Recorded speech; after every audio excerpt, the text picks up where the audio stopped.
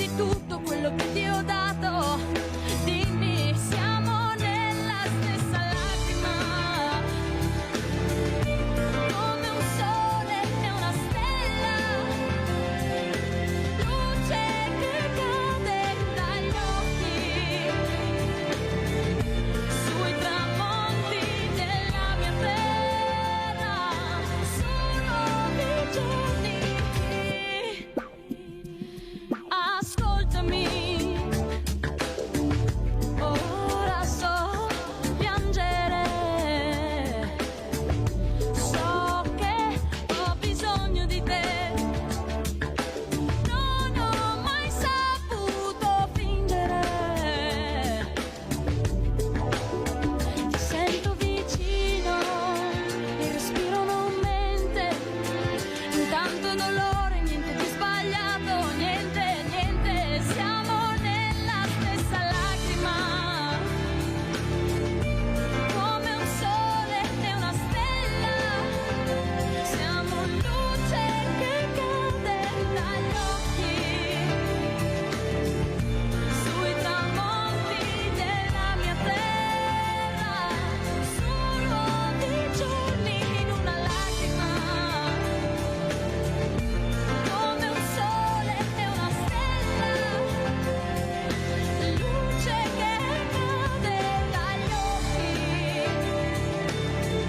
sui tramonti della mia terra, sono i giorni, il sole mi parla di te, ascoltando ora, la luna mi parla di te, anche se dentro una lacrima, come un sole e una stella, luce che cade dagli occhi, sui tramonti della mia terra, sono i giorni in una lacrima, come un sole e una stella, siamo luce che cade dagli occhi, sui tramonti della mia terra, sono i giorni, ascoltami, ascoltami,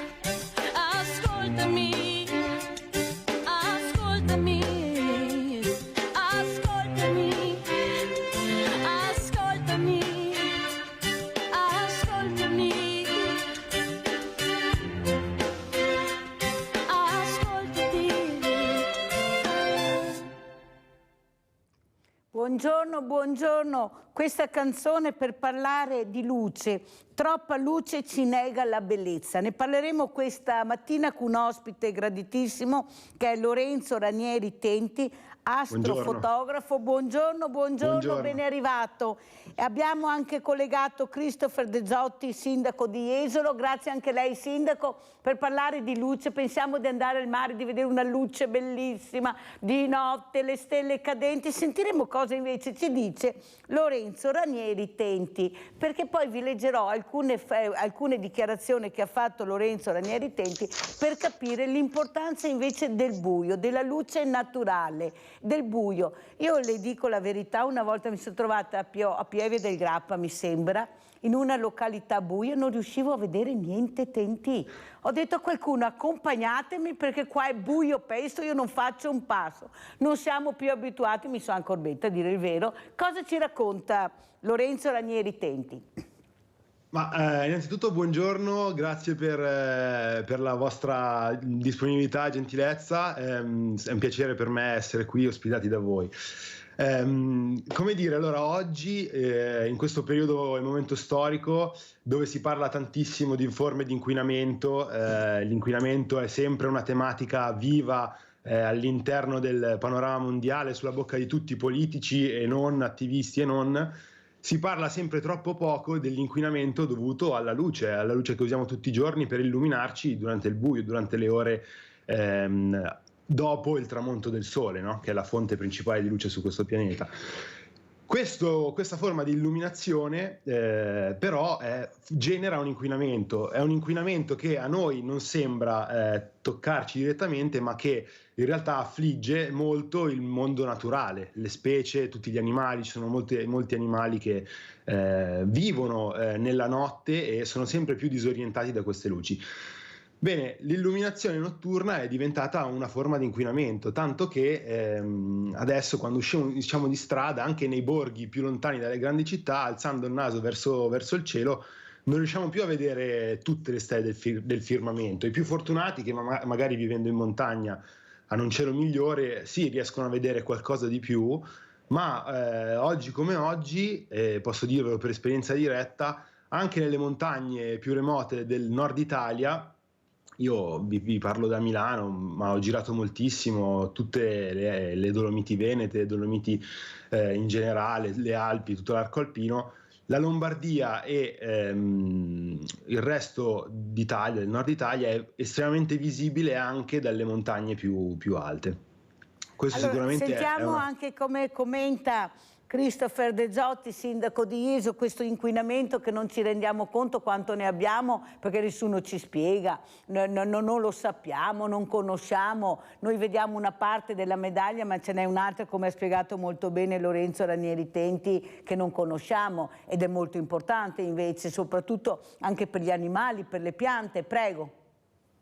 Ma diciamo che intanto buongiorno a tutti, vi ringrazio per l'invito. Diciamo che il tema è un po' uno dei dilemmi anche delle amministrazioni, perché ovviamente le persone, chi gira in macchina chiede illuminazione per la sicurezza ad esempio dei quartieri, per la sicurezza delle strade, e quindi le amministrazioni cercano di dare questa risposta, però è ovvio che più illuminiamo i nostri territori e più, diciamo, ci allontaniamo da quelle tradizioni anche un po' rurali di poter vivere gli spazi aperti e quindi anche di poter banalmente osservare le stelle. Ecco, quindi io faccio rilevare come amministratore ovviamente che qui ci troviamo di fronte a un dilemma, quindi cos'è più importante? La sicurezza, il fatto che le strade soprattutto di notte siano illuminate, o la possibilità di poter godere anche di momenti per osservare anche il cielo e le stelle. Ecco, non saprei dire onestamente qual è la cosa Personalmente migliore. cosa farebbe il sindaco? Ma penso che diciamo gli ambienti più rurali, diciamo le zone più di campagna, le strade, penso andrebbero preservate dall'illuminazione, anche perché alle volte abbiamo la percezione che circolare di notte nelle strade sia più sicuro con l'illuminazione. In realtà ci sono numerosi studi e numerose evidenze che dicono che è paradossalmente più sicuro girare con solamente diciamo le luci della macchina. Ecco. Detto questo, però, faccio rilevare che moltissime amministrazioni, ad esempio anche Jesolo, già una decina d'anni fa si è dotato del PICIL, che è il piano di contenimento dell'inquinamento da illuminazione, che quindi prevede una serie di azioni come ad esempio l'implementazione delle luci a LED o anche di dispositivi ad esempio che accendono i lampioni solamente al passaggio, quando viene rilevato il passaggio di automobili. Ecco, quindi si sta facendo qualcosa a livello amministrativo per cercare anche di ridurre l'inquinamento luminoso. Ovvio che noi a Jesolo poi abbiamo un patrimonio enorme che è la spiaggia, dove sicuramente abbiamo l'illuminazione che arriva da tutte le strutture fronte mare, ma spesso, alle volte capita anche a me, quando voglio avere qualche momento, diciamo, di relax, andare sul bagnasciuga o banalmente sui pontili permette ancora di avere una bellissima vista del cielo e delle stelle. Allora, sentiamo come le dichiarazioni del nostro Lorenzo Ranieri Tenti. Allora, tutti conoscono i rischi per la salute dati dalle polveri sottili, osserva l'astrofotografo. Quasi nessuno si rende conto dell'effetto devastante che l'inquinamento luminoso ha sull'alterazione dei ritmi circadiani nelle piante e nell'uomo. Ma sono soprattutto gli animali a risentirne, specie a rischio di estinzione, come alcune tartarughe, non riescono a tornare in mare perché perdono l'orientamento, attirate dalle luci artificiali invece che da quelle della Luna. Ed è solo un esempio tra i tanti, perché purtroppo le luci a LED, tanto utile per il risparmio energetico, acuiscono il problema perché aumentano le emissioni di luce blu che interferiscono con la produzione di melatonina e il ciclo di sonno-veglia negli esseri umani e negli animali. Più chiaro di così, grazie veramente Tenti per spiegarci alcune cose, perché sta qua come si può dire, l'informazione, ma soprattutto la trasparenza, il capire, cioè nessuno ci dice mai niente, bisogna leggere, ma non tutti i giornali si possono prendere, i telegiornali. Cosa ci dice Tenti? C'è questa attenzione, come sentiamo invece da parte anche del sindaco Christopher De Zotti, sindaci giovani, sindache giovani, che invece sono molto attenti all'ambiente, abbiamo sentito. Prego. Certo, io mi rendo perfettamente conto che questa è una tematica molto complessa in realtà e anche poco divulgata. Nell'articolo la giornalista faceva presente il tema dell'illuminazione LED. Contrariamente a quanto si pensa, il LED non è minimamente una forma di illuminazione che aiuta a ridurre l'inquinamento, anzi, producendo una luce bianca, ovvero che emette su tutto lo spettro luminoso, il LED è una luce che aumenta l'inquinamento luminoso perché diciamo, è la luce più simile a quella del Sole, no? Quindi molte specie, facevo l'esempio delle tartarughe in Florida che si dirigono verso le città invece che muoversi verso la spiaggia, ma per esempio un esempio eclatante in Canada sono tantissimi uccelli migratori che vanno a sbattere contro i palazzi perché attirate dalle luci segnaletiche che segnalano la presenza di edifici alti ai velivoli. Questi sono solo alcuni esempi. Per rispondere a quanto diceva il sindaco che faceva delle osservazioni giuste, il metodo e metodi che si stanno sviluppando tutt'oggi, che vengono, vedo con mia gioia, adottati in molti comuni d'Italia, più che l'utilizzo di luci LED, che dovrebbe essere limitato, in realtà sono quella forma di illuminazione stradale che prevede una sorta di cupolina, capannina sopra il bulb, la fonte luminosa, che proietti la luce solo verso il basso, quindi una luce focalizzata e non diffusa come i classici lampioni a cui siamo abituati. Ecco, questo previene lo spostamento, la diffusione della luce verso l'alto, che è poi il problema principale. Abbiamo Rinaldo da Venezia. Ciao Rinaldo. Ciao Mirella e buongiorno ai tuoi ospiti. Buongiorno. Io ho lavorato una vita di notte con le barche e essendo fuori con la luce mi aiuta tanto perché con la nebbia non si vedeva niente. Avevamo dei fari potenti sulla prova, ma quando c'è la nebbia la luce non serve a niente, bisogna spegnere la luce e andare avanti a naso con quello che ti offre la natura dei riflessi delle cose e arrivavo a Venezia, se no buongiorno. E dopo la luce, il danno io ho fatto col fuoco, appena che è nato la terra, perché anche le bestie, col fuoco che cominciava a fare perde l'orientamento e con la luce ancora peso. Io gli do una regola, gli animali gli do una regola, no? Alba, tramonto e sera e notte. E già le sue abitudini, vive, si alza, mangi, dorme. Con la luce si imbriachi, nel senso che non capisce più niente. E dopo cosa ha avuto? L'era che siamo adesso è un bel discorso importante anche, ma purtroppo non interessa a nessuno se non troviamo persone come Ori che ha un certo sentimento. Allora che mi colmava una vita in acqua, ho visto che i tramonti, ho visto che robe, che c'è un spettacolo, e che adesso non viene più modo perché ti va magari in qualche parte, ti dai luce che te lo baionci. Però va bene, il mondo va avanti lo stesso, però è giusto anche risolvere questi problemi, che è paradia semplici robe, robette, anzi, che la luce ti aiuta, non è vero niente. A scuro, no buio testo, ma però a scuro, se ti stai due attimi, ti orizzonti meglio, no? Anche delle robe della natura, l'albero, questo e quello, e te patrava. Ciao Mirella e buongiorno a tutti. Allora, grazie a Rinaldo. Allora andiamo a vedere queste immagini, fenomeni astronomici che ci ha mandato Lorenzo Ranieri Tenti e poi le commentiamo assieme a Lorenzo. Ecco qua, cosa stiamo vedendo, Lorenzo?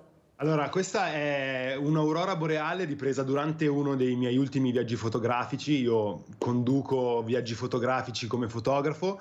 Eravamo su una spiaggia nelle isole Lofoten, a nord della Norvegia.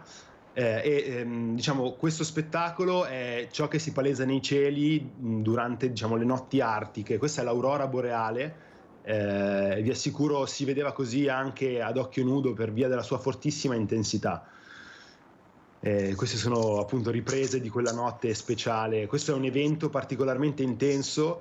Diciamo che i fenomeni di aurora boreale possono essere diciamo, categorizzati su diverse scale, fenomeni meno intensi che sono poco visibili ad occhio nudo, soprattutto il colore, si vede magari la luminanza ma il colore non si vede. Quando il fenomeno inizia a diventare molto intenso, la radiazione luminosa emessa dall'aurora boreale è talmente intensa che fa percepire all'occhio anche il colore verde. Abbiamo potuto vedere che è presente il colore verde dovuto all'emissione della ionizzazione dell'ossigeno presente in atmosfera, ma si vede anche in questo momento del rosa che rappresenta una radiazione molto più intensa e infatti l'ultravioletto è all'interno dello spettro elettroluminoso molto più energetico rispetto al verde.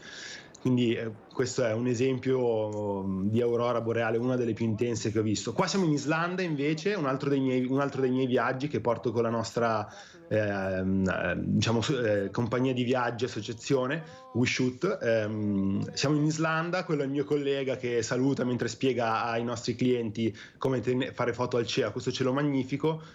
Siamo in una location particolare ad ovest dell'Islanda, ecco. Allora, Sindaco De Zotti, in questi giorni noi vediamo molti colori, delle immagini che assomigliano grosso modo ai tramonti, a queste immagini che stiamo vedendo, ma sono dei razzi, sono veramente delle armi incredibili.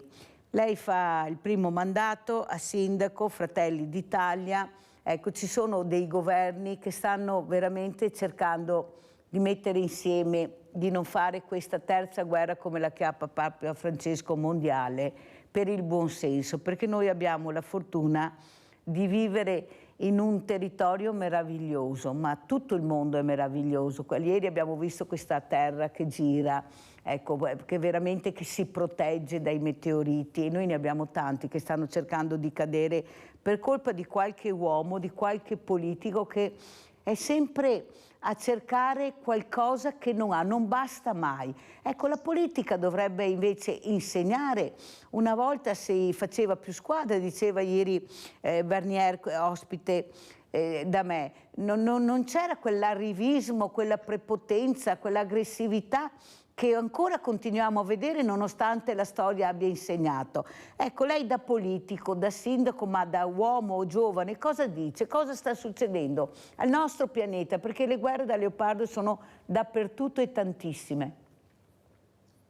Ma io credo che purtroppo la guerra sia nella storia dell'uomo e non abbiamo ancora imparato a risolvere i problemi con metodi alternativi. E penso che purtroppo i tempi recenti ci hanno insegnato come la guerra, che sembrava fosse comunque un qualcosa che ormai da decenni non riguardava più l'Europa, in realtà ce l'abbiamo in Europa, perché voglio ricordare che l'Ucraina è esattamente a un passo da noi e quindi la guerra ce l'abbiamo in casa, ce l'abbiamo nell'Occidente, perché comunque Israele è parte di quell'Occidente. Io penso che oggi le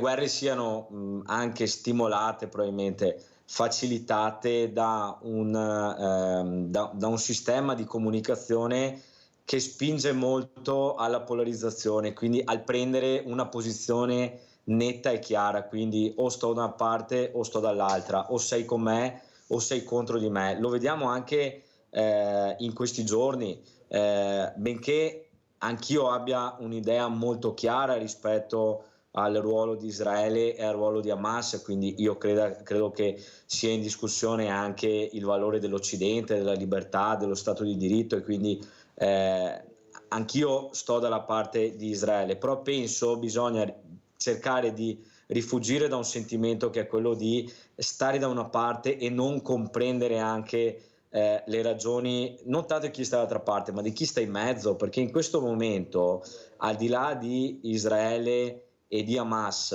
abbiamo delle popolazioni che sono sicuramente quelle palestinesi, ma sono anche le popolazioni israeliane che stanno in mezzo a una guerra, e quindi bisogna prima di tutto, secondo me, comprendere le ragioni delle altre persone e capire che probabilmente la risoluzione sta in un'esatta comprensione delle parti. Banalmente anche nel conflitto palestinese e israeliano non possiamo pensare che la soluzione stia esclusivamente nel cancellare la possibilità per il popolo palestinese di avere una sua indipendenza e un suo autogoverno. La soluzione sta nel eliminare e togliere il ruolo di Hamas, di Hezbollah, di tutte le fazioni estremiste, e di consentire che i palestinesi possano avere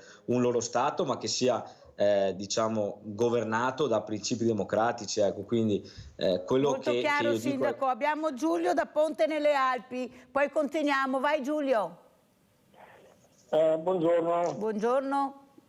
Io vorrei parlare con il signore lì, che ho sentito che parla delle luci e queste cose qui. Allora, volevo chiedere al signore lì, ma perché se c'è tutti questi problemi di luce, se c'è problemi di acqua, perché non continuano a dire in televisione, che la gente sappia che è un male?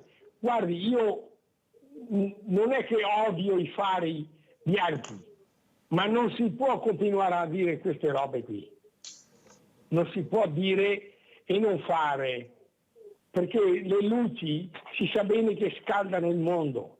Quante macchine sono al mondo?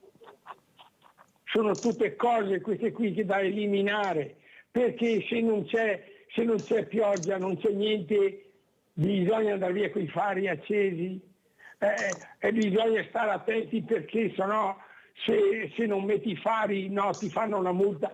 Ma allora che faccenda è questa qui? Hai fatto bene, bravo Giulio, hai fatto bene. È una domanda che ci poniamo in molti. Ma perché devo accendere i fanali, i fari col sole alto? Sentiamo, grazie. Sì. Giulio, vuoi dire qualcos'altro?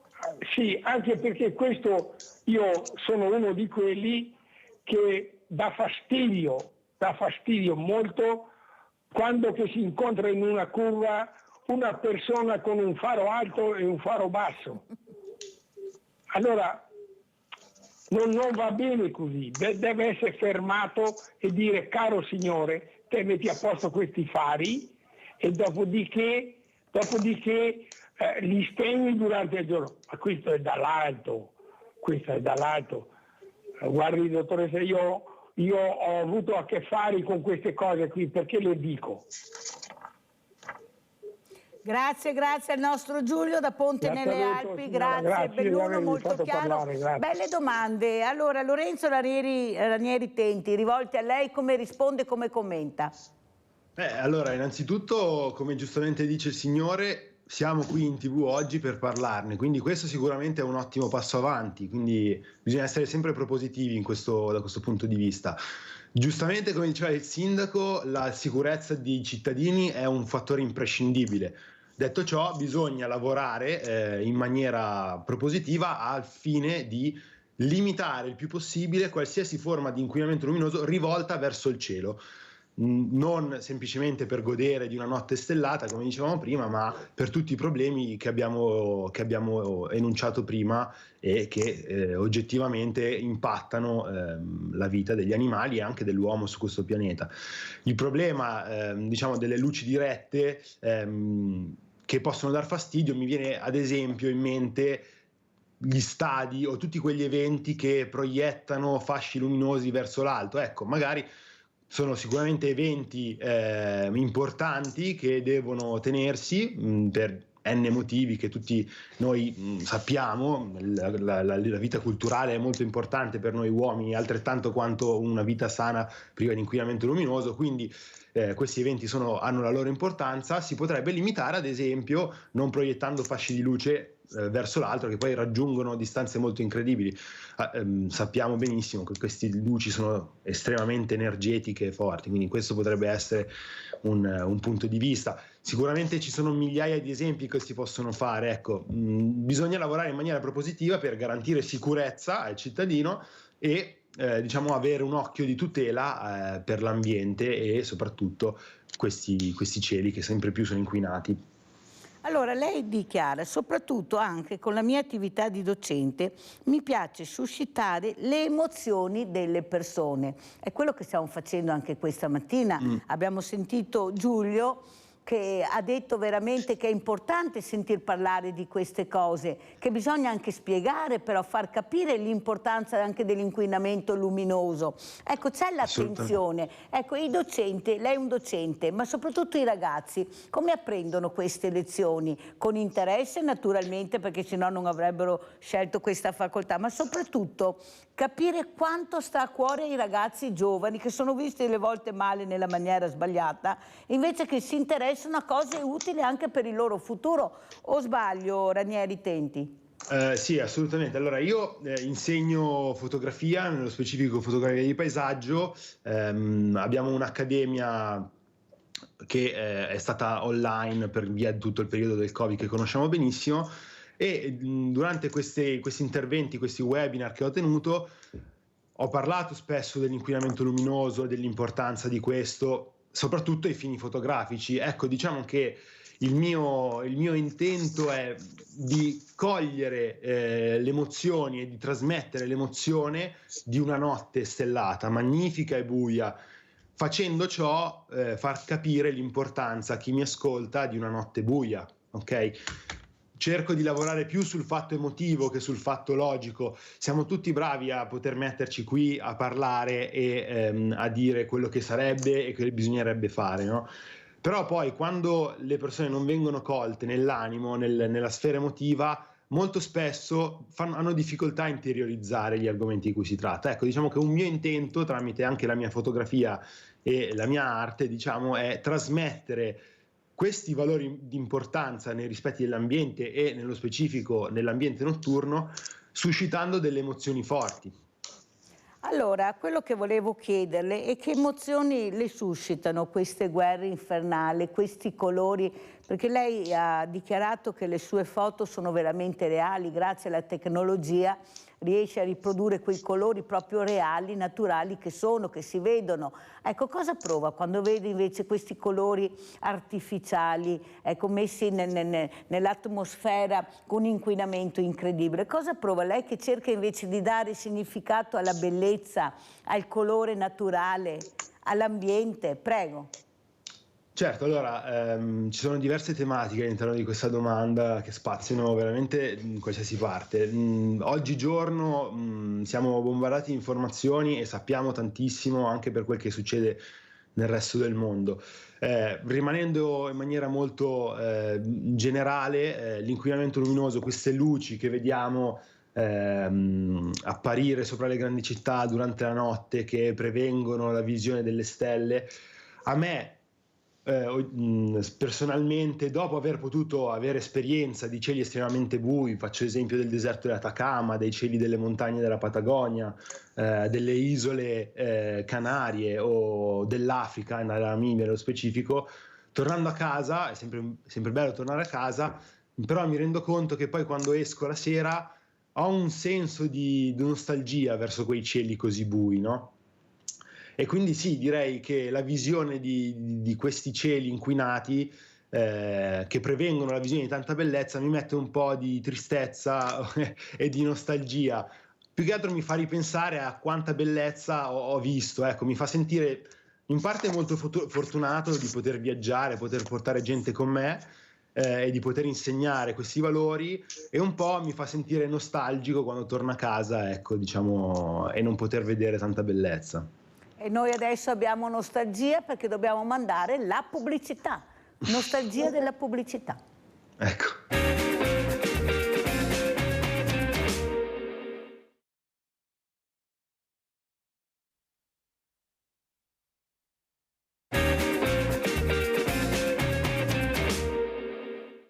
Parata di stelle del ciclismo a Jesolo per la 10ª edizione di Pedalata col Campione, organizzata nell'ambito dello Jesolo Bike Festival. In centinaia hanno partecipato all'iniziativa accanto ad alcuni dei nomi più famosi delle due ruote. Sonny Colbrelli, primo italiano a vincere la Parigi-Roubaix dopo 20 anni, Davide Ballerini, Francesco Chicchi, Moreno Mosera e Paola Pezzo.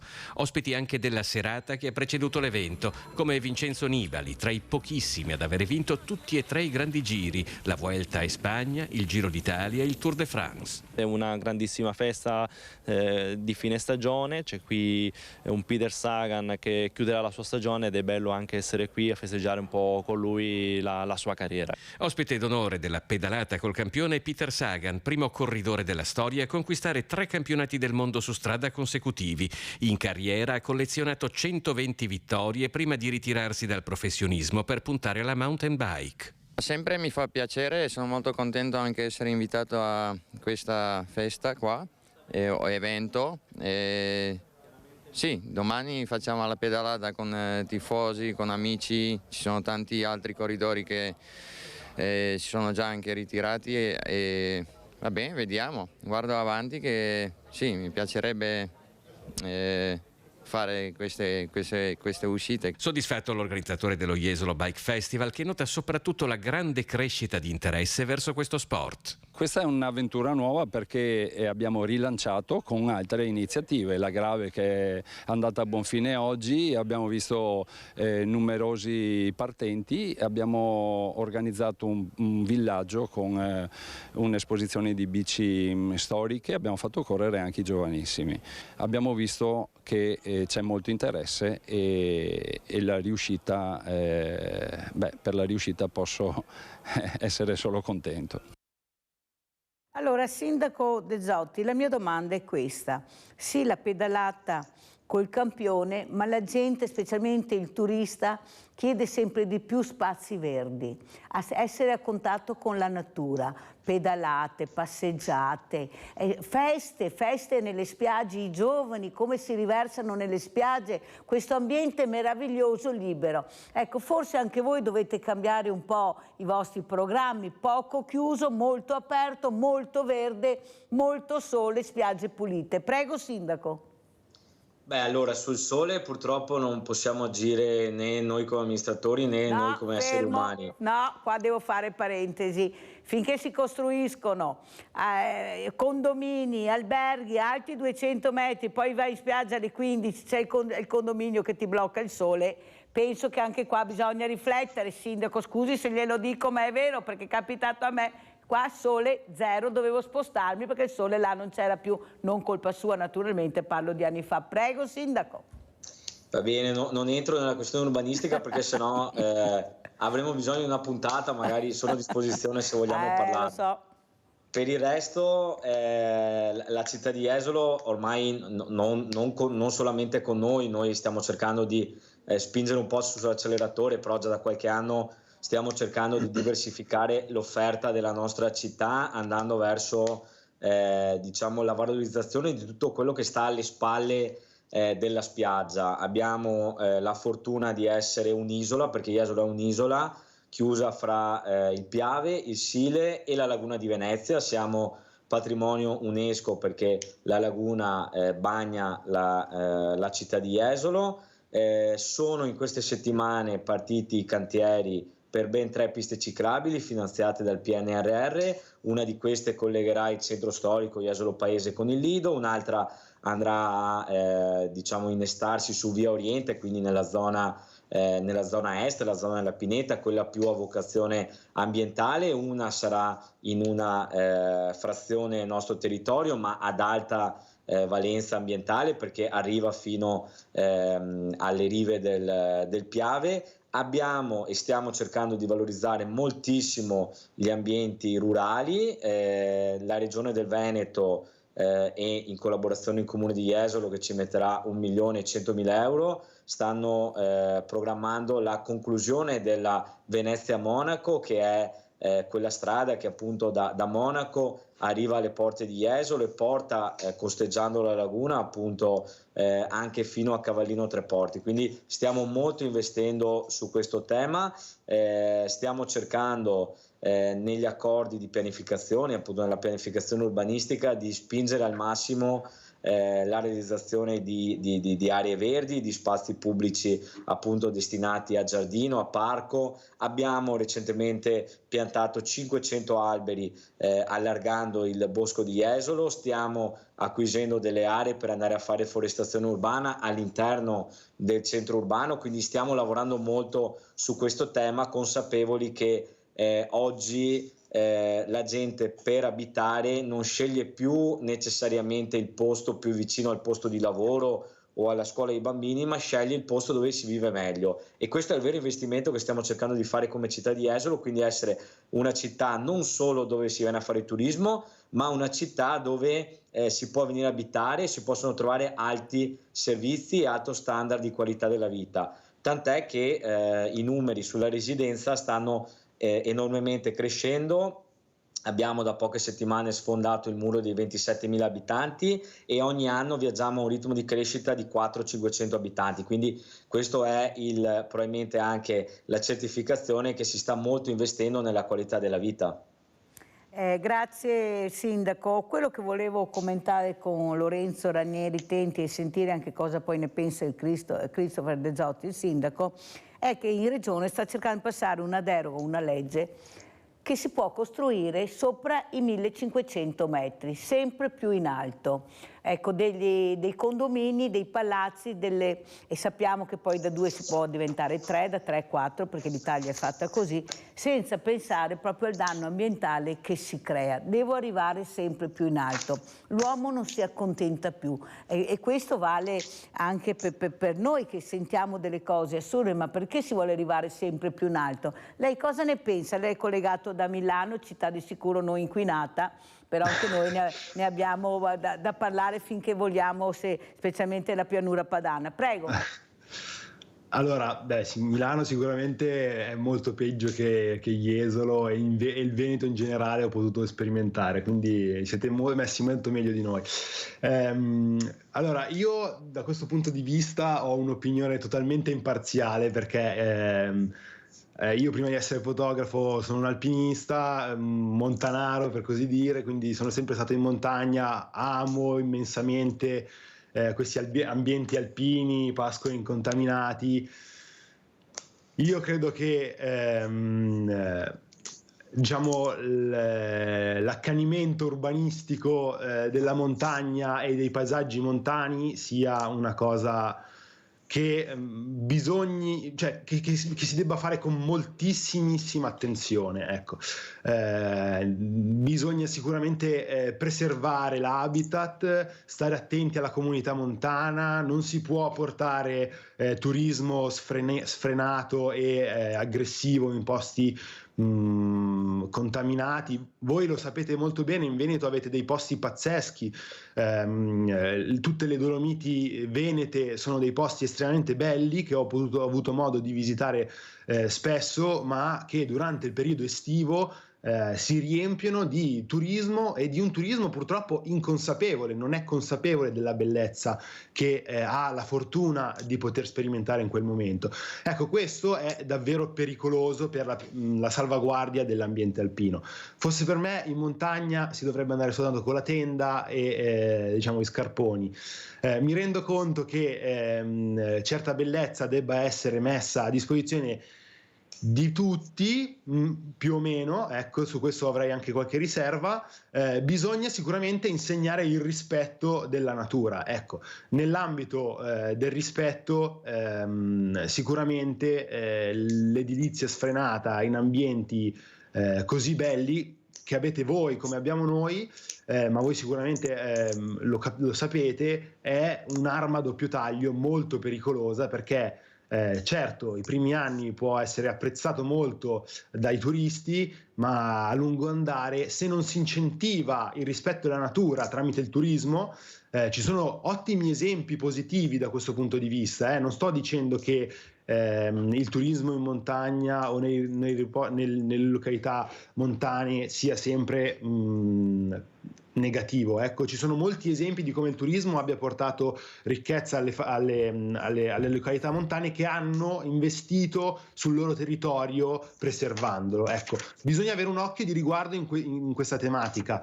Anche da noi ci sono alcuni edifici costruiti ad alta quota, molti, soprattutto quelli non costruiti, diciamo, dalla comunità montana, sono un po' delle forme di inquinamento visivo, ecco, dato che stiamo parlando di inquinamento, non sono costruite nel rispetto della natura. Stiamo vedendo a sfondo delle immagini prese un po' da tutto il mondo, abbiamo visto Algarve, quelle cime elevate sopra un tappeti di nuvole che si formano sull'Oceano Atlantico. Ecco, quelli sono territori veramente incontaminati.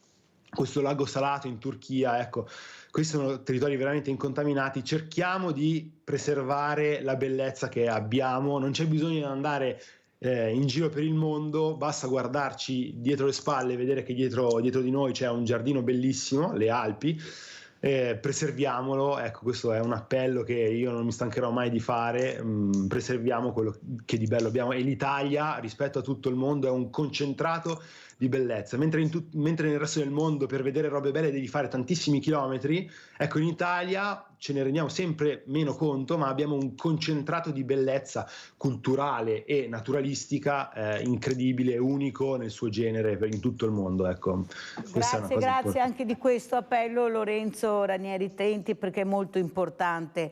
Ecco, io penso, Sindaco De Zotti, che l'amministratore, indipendentemente se sia comunale, provinciale, regionale, nazionale, deve essere come un buon padre di famiglia, che deve saper dire di no se una cosa non si può fare, e soprattutto tenere in conto il parere degli italiani, dei cittadini, delle persone che votano, perché il politico passa, ma lo sbaglio che fa il grande politico poi ci rimane. Ad esempio le opere incompiute, che non sappiamo mai dove sono andate a finire i soldi e perché non sono state compiute, visto che le avevano realizzate.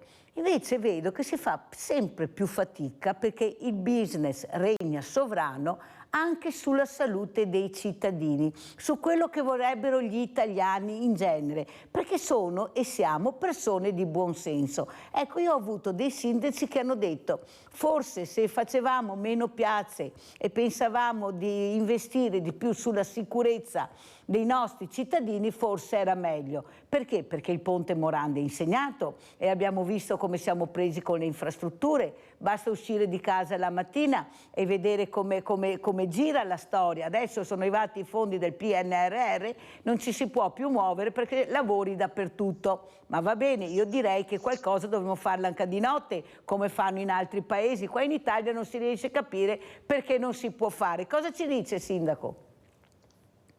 Io le dico che gli amministratori locali, i sindaci, ma anche i consiglieri comunali, noi siamo sottoposti al giudizio degli elettori, perché noi ci prendiamo i voti, ci prendiamo le responsabilità di quello che facciamo. Io non sono mai, non ho mai acceduto a una carica se non attraverso i voti, quindi io so benissimo quello che dice, quindi io cerco di interpretare quello che è il mandato degli elettori e di fare quello che vorrebbero gli elettori, consapevole però che il rischio che è insito in questa visione anche del ruolo della politica è quello di fare non tanto le cose giuste, ma di fare le cose che ti fanno prendere voti. Ecco, io cerco di stare nel mezzo, io cerco di interpretare quello che è il mandato popolare. Ho presentato agli elettori un programma dicendo chiaramente quello che volevo fare e quello che non volevo fare, e cerco di rispettare questo programma, ma cerco anche di fare le cose giuste, quindi quelle che ritengo siano le più eque, le più di buon senso, le più ragionevoli per l'amministrazione comunale e per i cittadini. Non sono un sindaco che, diciamo, è stato eletto grazie alla volontà delle lobby di particolari centri di potere, anzi io ho sfidato nella mia città certe lobby e quindi diciamo così sono molto lontano da quello che lei diceva. Credo che sia giusto investire il più possibile nella sicurezza dei cittadini. Noi stiamo per chiudere un progetto che costa 3 milioni di euro che andranno finanziati attraverso un mutuo dell'amministrazione comunale, quindi abbiamo fatto uno sforzo abbastanza importante per finanziare un intervento di sistemazione idraulica di una parte del nostro territorio dove le case andavano sott'acqua quando pioveva. Quindi questa è la dimostrazione di quanto io penso, questa amministrazione pensa che la sicurezza delle persone viene prima di una pista ciclabile, viene prima di una piazza, viene prima di un'asfaltatura di una strada. Quindi investiamo piuttosto in quello che non si vede prima ancora di quello che si vede, ecco. Quindi penso che correttamente lei dica che chi è ministra deve guardare prima di tutto la sicurezza delle persone. Penso di condividere questo approccio.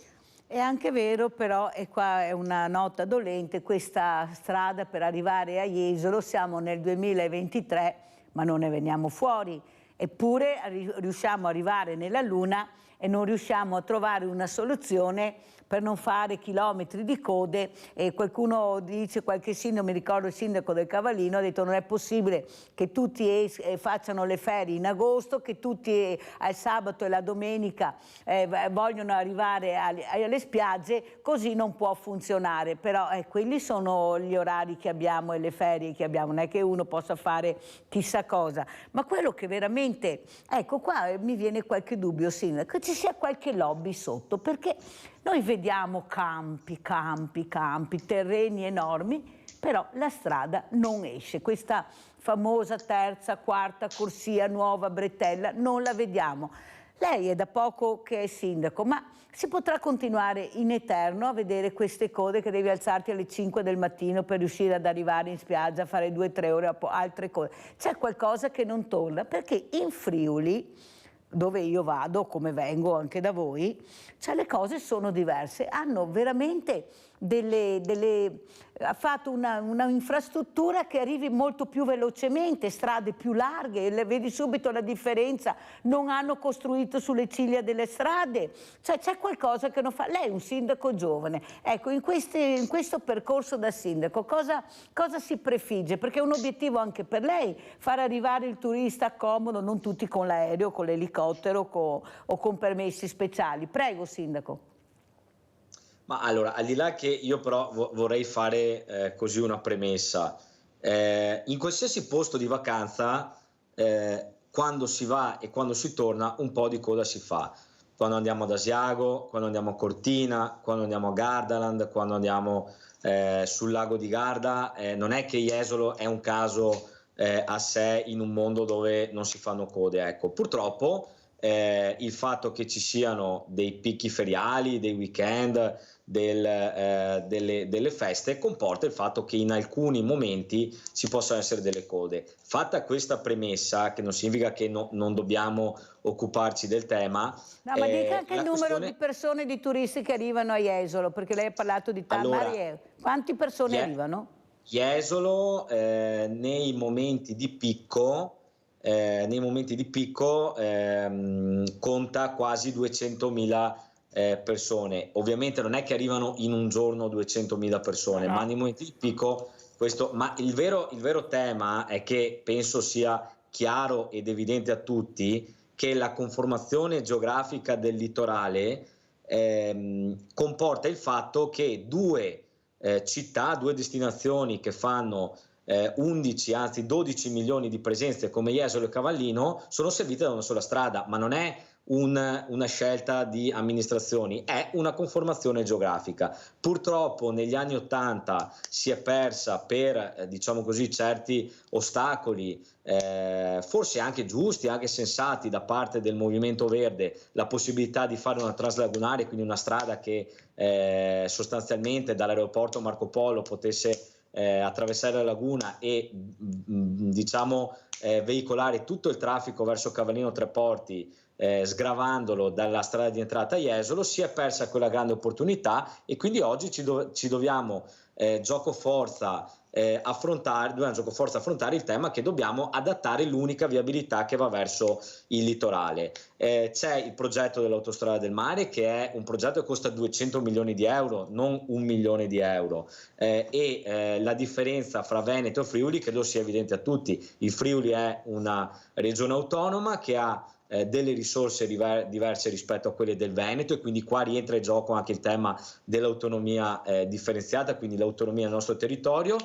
Sappiamo quanto è difficile tirare fuori le risorse, si è studiato il progetto del project financing, la giunta regionale dovrebbe andare o questa settimana o la prossima in giunta appunto per l'aggiudicazione definitiva dell'opera, dopodiché incrociamo le dita e speriamo si parte il prima possibile. Per quanto riguarda l'amministrazione comunale, quindi quello che possiamo fare all'interno del territorio per migliorare la viabilità, noi abbiamo licenziato da poco un progetto che costa circa 300.000 euro per andare a togliere 6 semafori da 2 incroci abbastanza importanti di Jesolo Paese, andare a realizzare 2 rotatorie, e questo permetterà di sgravare moltissimo il traffico e quindi di permettere che tutta quella fascia di utenti che vanno verso Lido Est, quindi la zona della Pineta, la zona di Piazza Milano, Piazza Torino, possano farlo attraverso una nuova strada molto più fluida. Ecco, quindi nessuno è fermo sul tema, siamo consapevoli che fare delle grandi opere di questo tipo, 1 è costoso, 2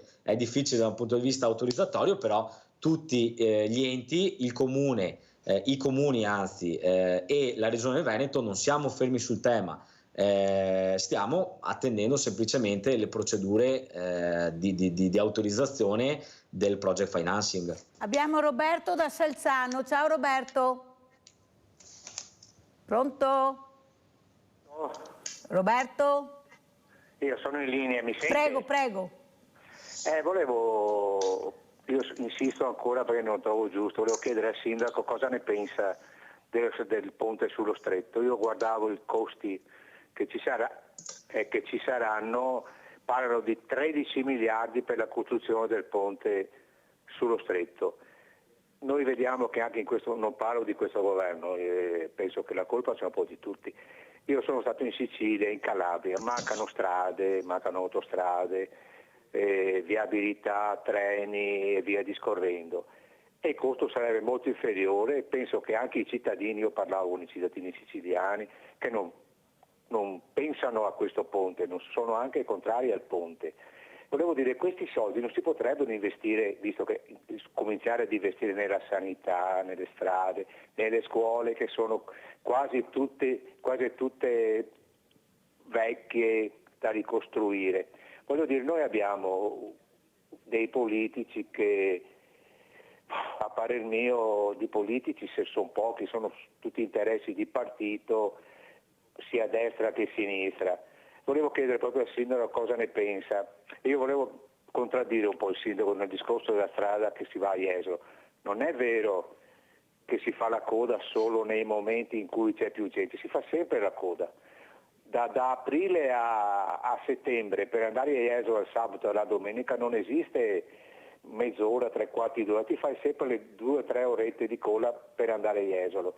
Quindi diciamo che non è colpa sua senz'altro, nessuno pensa a risolvere questo problema e poi va in cerca di perdere anche i turisti. Io per esempio quando vado in spiaggia evito di andare a Jesolo, preferisco prendere l'autostrada e andare a Bibione, a Caorle e via discorrendo. La saluto, la ringrazio, buona giornata. Grazie Roberto, prego sindaco De Zotti.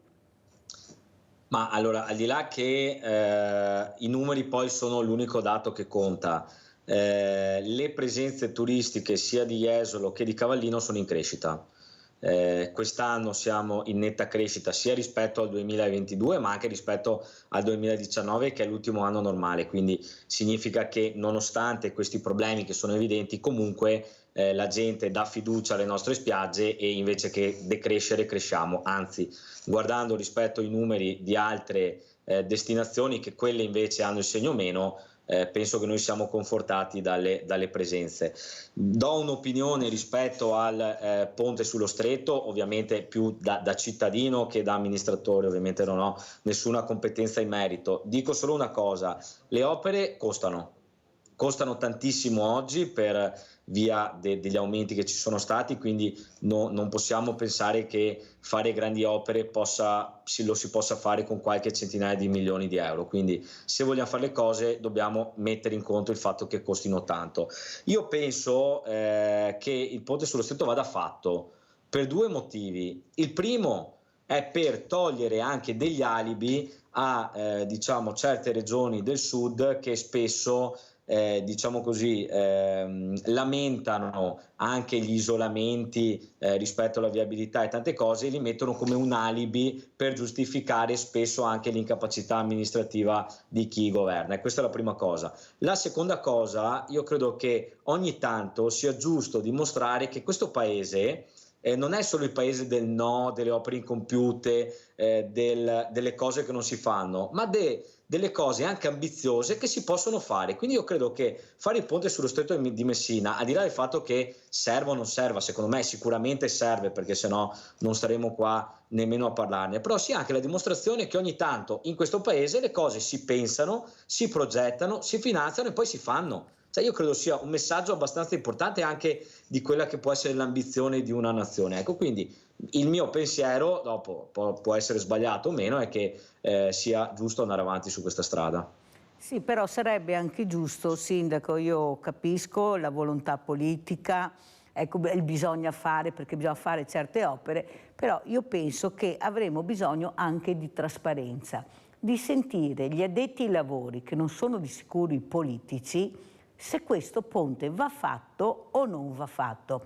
Perché io ho parlato con urbanisti a livello nazionale e mondiale e dicono che sarà molto difficile farlo perché ci sono problemi di stabilità.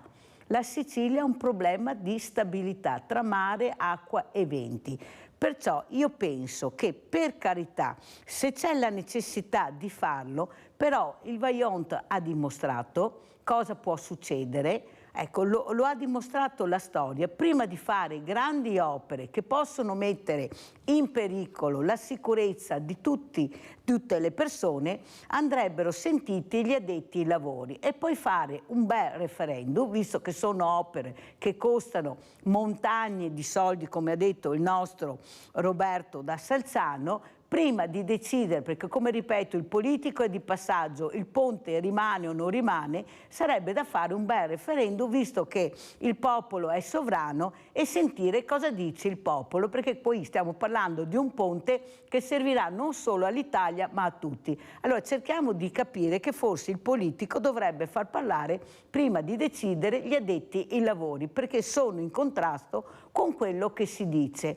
Allora io penso, Sindaco, che lei abbia detto giustamente, io da cittadino la vedo così, da politico la vedo così, però quando ci sono montagne di soldi, a mio avviso sarebbe utile sentire anche il popolo italiano, perché lo Stato siamo noi e il governo è un'altra cosa. Questo è il mio pensiero. Detto questo, vorrei sentire invece Christopher De Zotti, l'abbiamo sentito, Lorenzo Ranieri Tenti invece come ci saluta. Io manderei anche delle immagini, perché ha mandato delle foto che sono veramente bellissime. E cosa ne pensa di quello che ha sentito proprio come fotografo, ma anche come persona, come uomo, come un cittadino comune? Prego.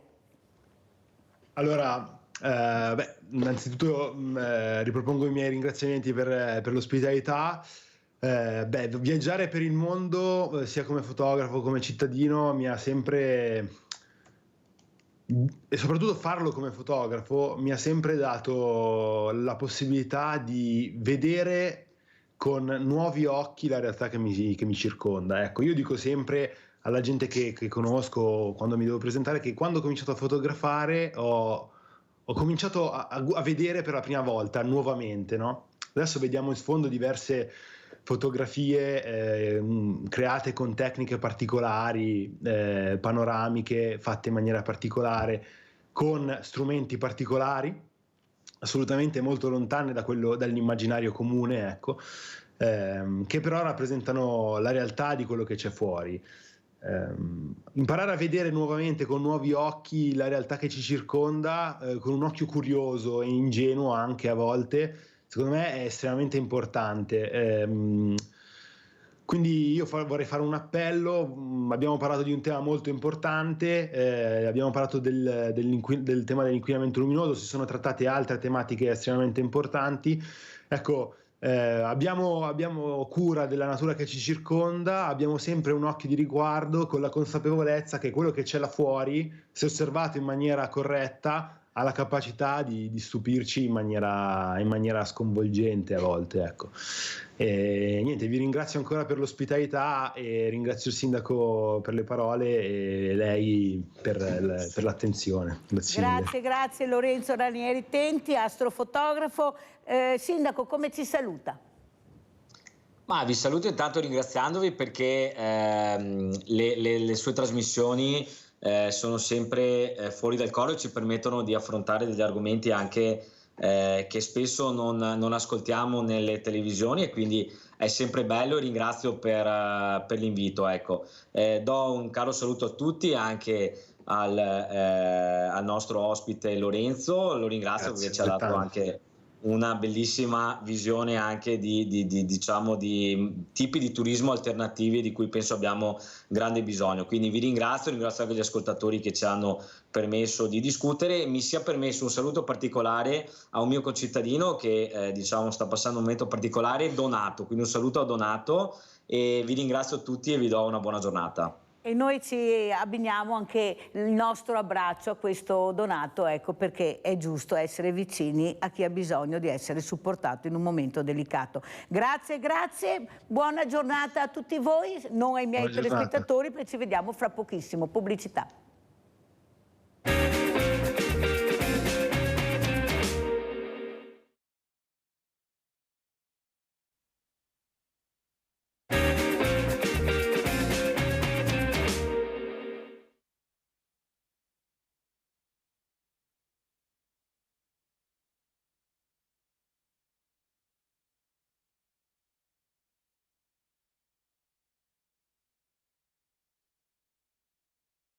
Sono almeno 200 i virus con i quali potremo avere a che fare questo inverno. Covid ed influenza sono soltanto 2 di questi.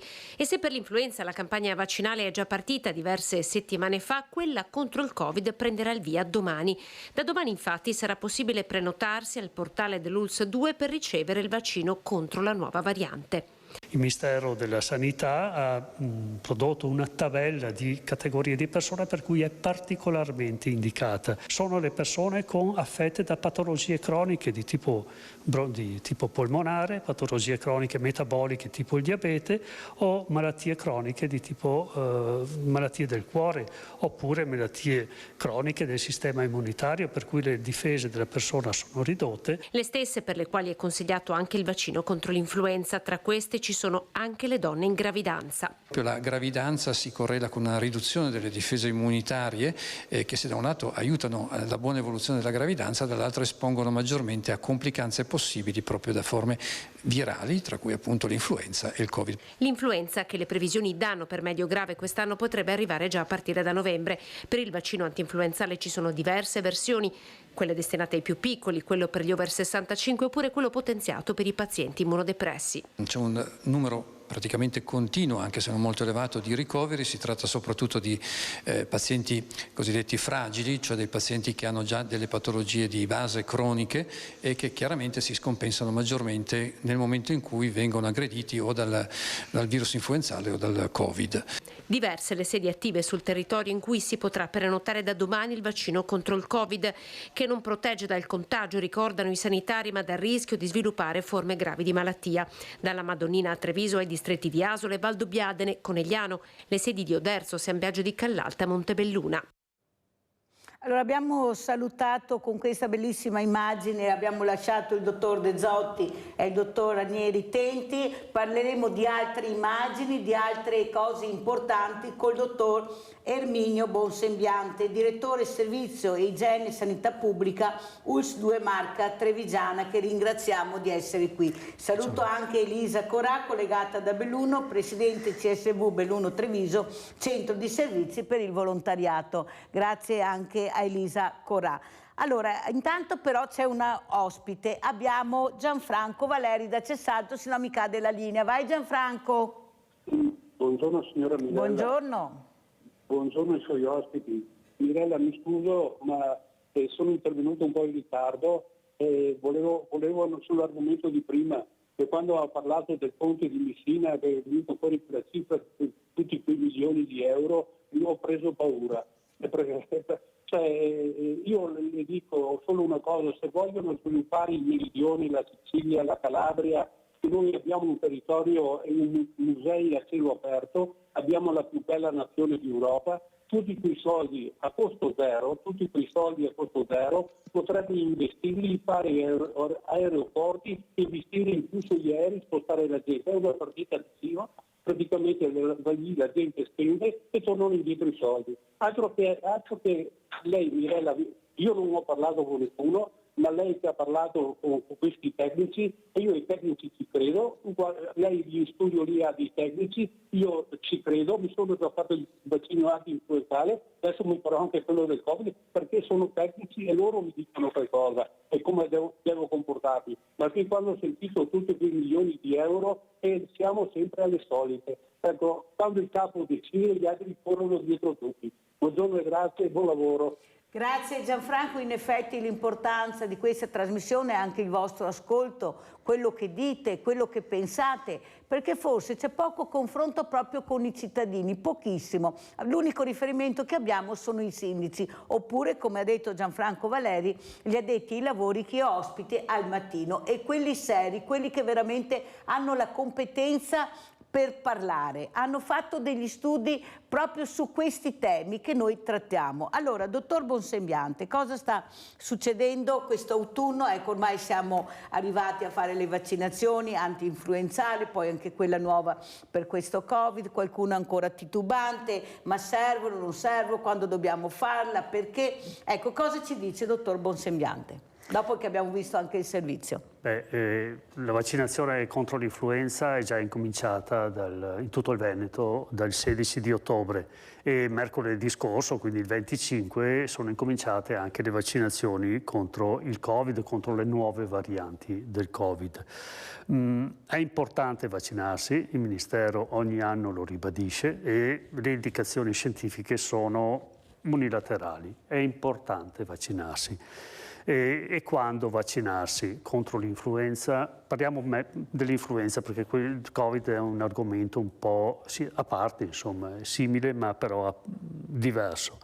Per l'influenza è importante vaccinarsi prima che arrivi il picco dell'epidemia. Noi abbiamo passato, in genere il picco dell'epidemia arriva verso fine gennaio, inizi febbraio. Però abbiamo avuto 2 anni di Covid che hanno un po' modificato la tempistica. Nell'anno 2020, 21, 22 abbiamo praticamente avuto una riduzione drammatica, marcata di casi di influenza e soprattutto una riduzione marcata di casi gravi di influenza. Però e questo da cosa è stato determinato? È stato determinato dalle misure che si sono dimostrate molto efficaci di protezione personale, quindi l'uso ad esempio delle mascherine e il distanziamento sociale, che c'è stata una dimostrazione chiarissima della loro efficacia con la riduzione dei casi di influenza.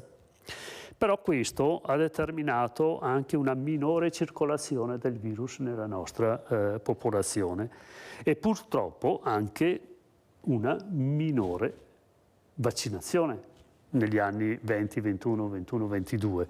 E questo ha determinato nell'anno 22-23, quello che abbiamo l'anno scorso sostanzialmente, ha determinato una sacca di popolazione non protetta. E l'epidemia influenzale l'anno scorso è iniziata agli inizi di novembre e ha determinato molti casi gravi con anche decessi. Per cui sapere quando vaccinarsi quest'anno, a mio parere, io mi aspetto una epidemia che anticipa anche quest'anno i tempi. anche perché in Australia, cioè nell'altro emisfero, si è manifestata attorno a giugno, che per quell'emisfero è un periodo anticipato di manifestazione, per cui io mi aspetto che l'influenza anche quest'anno anticipi i tempi rispetto a febbraio, quindi me l'aspetto. Cioè meglio vaccinarsi prima, e quindi meglio prevenire, meglio proteggersi prima possibile. Adesso tutti i momenti a mio parere sono buoni. Allora, ha parlato il dottor Erminio Bonsembiante, direttore servizio igiene e sanità pubblica ULSS 2 Marca Trevigiana.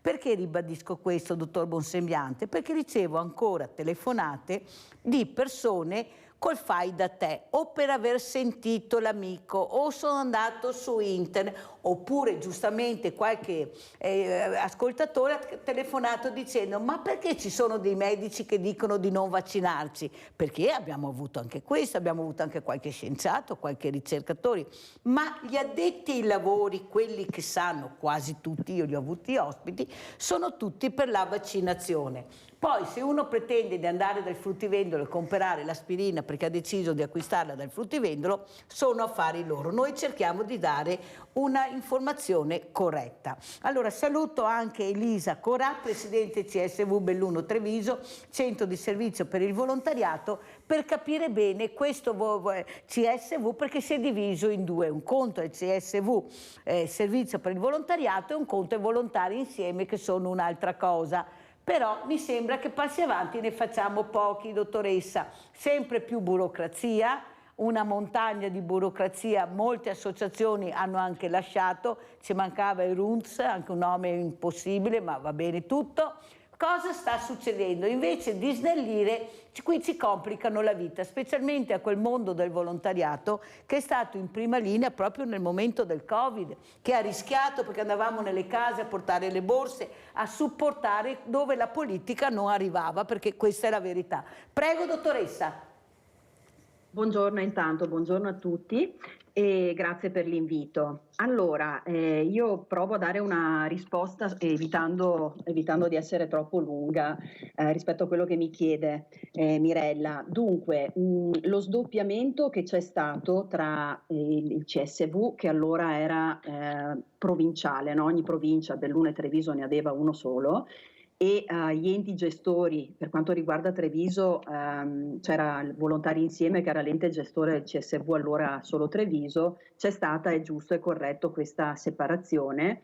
Questa separazione è avvenuta a seguito della riforma del codice del terzo settore, che è la legge 117 iniziata e redata nel 2017.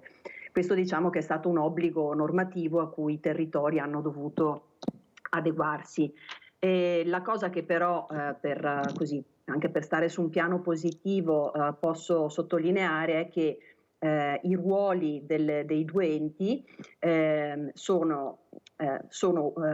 sono stati sottratti di quello che comunque competeva l'uno all'altro, nel senso che il CSV, ma lo era anche prima, è nato ed esistono i CSV, i centri di servizio per il volontariato, esistono per fornire servizi ai volontari o alle associazioni di volontariato che si trovano nei propri territori. Questa è la funzione che è sempre stata data ai centri di servizio da quando sono nati più di 20 anni fa, e continuiamo ad esistere, diciamo, come CSV proprio per erogare servizi e supporto. Come citava lei prima, la nascita del RUNTS, abbiamo fatto tantissime consulenze proprio tecnico per facilitare questo passaggio da parte delle associazioni alle tante altre erogazioni che facciamo. Prima tra tutti mi viene da dire la formazione che oggi e domani compie proprio il suo 10° anno di età con l'Università del Volontariato, e mettiamo poi a favore del territorio la conoscenza delle attività che le associazioni stesse fanno. Poi dall'altra parte l'Associazione Volontari Insieme, che è un ente di secondo livello, tanto quanto il Comitato d'Intesa per quel che riguarda la provincia di Belluno, continuano ad essere che cosa? nelle associazioni di riferimento per le proprie iscritte, le proprie associate, e a loro sta rappresentare i bisogni e portare quindi sulla rappresentanza politica gli elementi che vengono raccolti dai loro consessi e dalle loro associazioni, su cui poi anche il CSV agisce in funzione di ausilio e di supporto. Ecco, questo è un po' il quadro, se sono riuscita a spiegarlo in maniera Sì, l'ha spiegato corretta. benissimo, però sa che sono perplessa, io sono abituata a dire quello che penso e quello che vede, lei lo sa, sono anche molto diretta. Nel senso che mi sta bene il CSV, questo centro di servizi alle associazioni.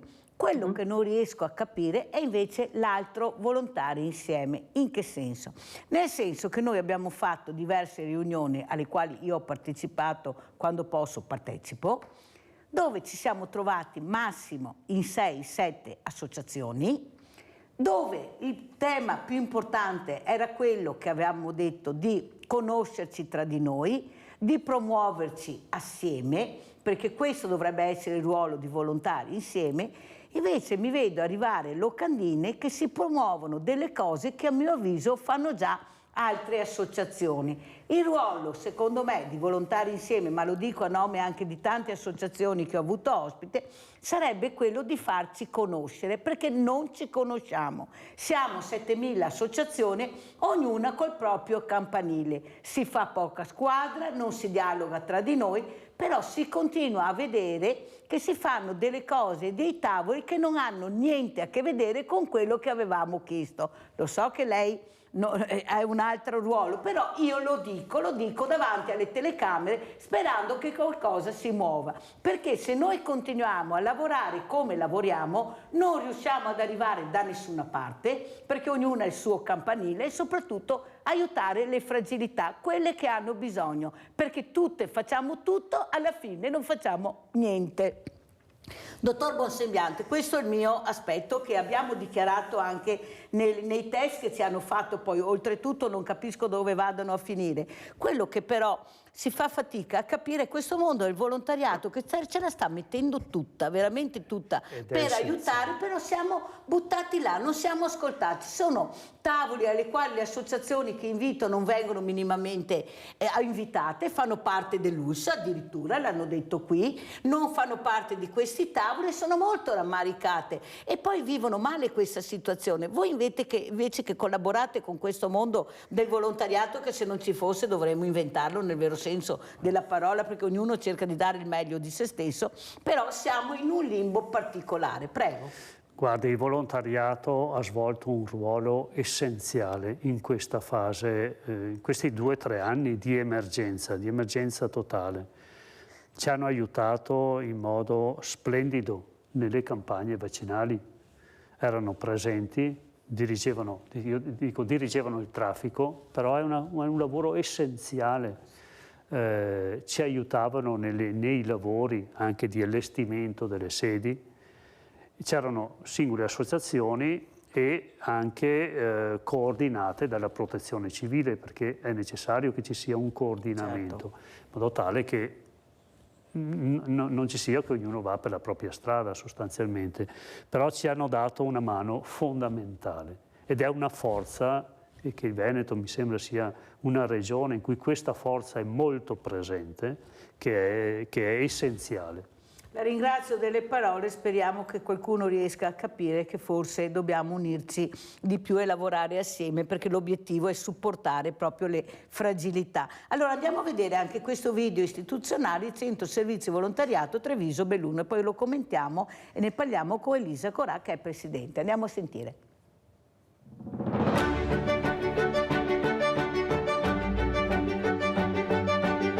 Che cos'è il CSV Belluno Treviso? Organizzare, gestire ed erogare servizi di supporto tecnico, formativo ed informativo per promuovere e rafforzare la presenza ed il ruolo dei volontari negli enti del terzo settore.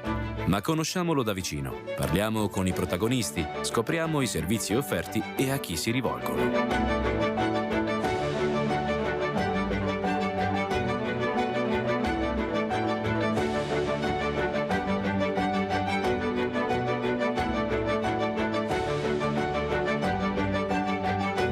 Il CSV lavora con e per gli enti del terzo settore, volontari o aspiranti tali, giovani attratti dalle opportunità di cittadinanza attiva, cittadini, rappresentanti delle istituzioni e degli istituti scolastici.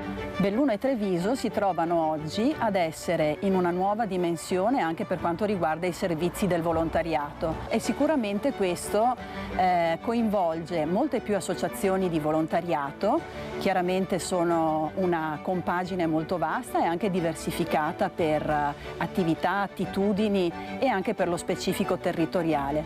La finalità è quella di promuovere, sostenere e qualificare le associazioni di volontariato e tutte le organizzazioni volte alla cittadinanza attiva nelle loro molteplici espressioni. Il nostro ruolo diventa fondamentale nel comunicare, nell'accompagnare e nel cogliere anche le diverse necessità che ogni specifica realtà si ritrova ad avere in modo diverso e particolare.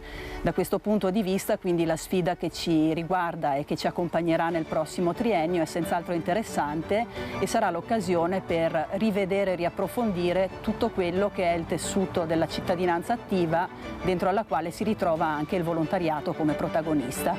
Il CSV opera con le persone, per le persone, quindi opera dove queste concretamente vivono e lavorano. Come fa a fare e a rispondere a questa sua missione? Attraverso dei servizi che concretamente fornisce di promozione, di formazione, di consulenza nei confronti delle organizzazioni, poi anche di informazione, di comunicazione, di ricerca, fino anche al supporto tecnico.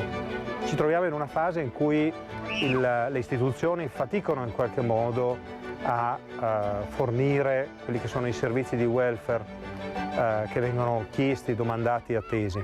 Allora si tratta di costruire anche delle forme di partenariato e di sussidiarietà nuove tra pubblico e privato che restituiscono anche una dimensione di responsabilità sociale e in questo lavorare per un benessere delle comunità. 2. Le sedi in cui si svolgono le attività: a Belluno in via del Piave 5, a Treviso in via Isonzo 10. Ma qual è lo scopo del CSV? I CSV nell'ambito della riforma del terzo settore hanno per normativa l'obbligo di erogare servizi che vadano a promuovere e sostenere le attività dei volontari all'interno degli enti del terzo settore. Ora l'attenzione viene posta proprio ai volontari, non direttamente alle organizzazioni, e quindi è un cambiamento, diciamo, epocale nel nostro sistema, proprio perché vede la persona impegnata nelle proprie attività civiche, solidaristiche, di utilità sociale all'interno degli enti. Quindi diciamo diventa anche più importante l'attività dei CSV, che ampliano così in maniera consistente la platea dei soggetti di riferimento. CSV Belluno Treviso offre servizi di promozione, orientamento, animazione territoriale per dare visibilità ai valori del volontariato e all'impatto sociale dell'azione volontaria nella comunità. Ancora, servizi per promuovere la crescita intergenerazionale della cultura della solidarietà e della cittadinanza attiva tra i giovani e nelle scuole, come con il laboratorio Scuola e Volontariato. Il CSV di Belluno e Treviso, nell'ambito delle scuole, offre una serie di servizi direi molto interessanti, ma anche frutto di una lunga esperienza ormai ventennale di ogni scuola, di ogni ordine e grado di entrambe le province. Quello che è importante sono le reti che abbiamo costruito, in particolar modo con gli uffici provinciali, con il MIUR ed in questi giorni proprio con il Ministero, facendo noi parte anche del gruppo nazionale del CSVNet, stiamo presentando insieme al Ministero una guida riguardante l'educazione civica. Importante è questo, costruire reti e collaborare insieme sia con il nostro mondo del volontariato, con il mondo della scuola. Ma anche, sempre nell'ambito della promozione, con le opportunità di servizio civile. Il CSV da sempre è impegnato nella promozione del servizio civile, sia universale sia regionale, come possibilità concreta per i giovani di fare esperienza di cittadinanza attiva e di solidarietà, impegnandosi in una realtà del territorio, che sia un ente comunale, una biblioteca, un museo, o che sia un ente associativo, una fondazione o una scuola.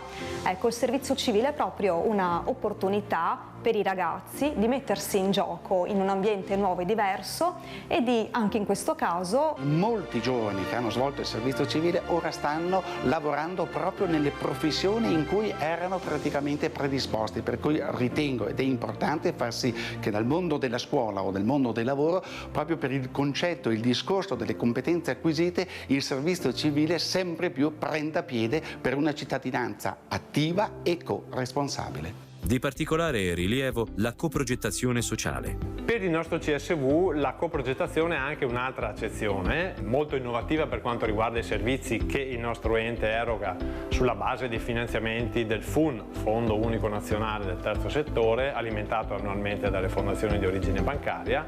Ecco, all'interno di queste risorse il CSV organizza dei percorsi di coprogettazione intesa come processo di coinvolgimento degli enti del terzo settore ma anche degli altri enti del territorio, tutti. È un modo innovativo perché vede il CSV come capofila, diciamo, attivatore di una serie di percorsi progettuali che poi man mano coinvolgono la rete dei soggetti a garanzia di un più efficace raggiungimento degli obiettivi che il CSV e gli enti del terzo settore si pongono. Allora, non so se è ancora in linea la nostra Valeria da Verona. Valeria? Sono in linea. Meno male, scusami, sai, ma dovevo far vedere il video perché è molto importante per quello che stiamo discutendo. Prego, Valeria. Ho capito, perché anch'io faccio del volontariato e perciò capisco. Allora, senta signora, io ho visto che adesso ci sono delle nuove, è stata approvata una nuova finanziaria e ci sarebbero anche degli aiuti per le famiglie. Però, logicamente, questi aiuti sono già programmati per l'anno prossimo. Io le faccio un esempio molto, molto banale. Ascoltavo la radio e dicevano allora in Italia il 35% dei bambini ha accesso agli asili nido. E in Francia siamo già al 60%. Più su si va e più disponibilità ci sono per le famiglie. Allora noi continuiamo a stupirci per questa culle vuote, come le chiamava Enzo Biagi, denatalità, che adesso è un termine più comune.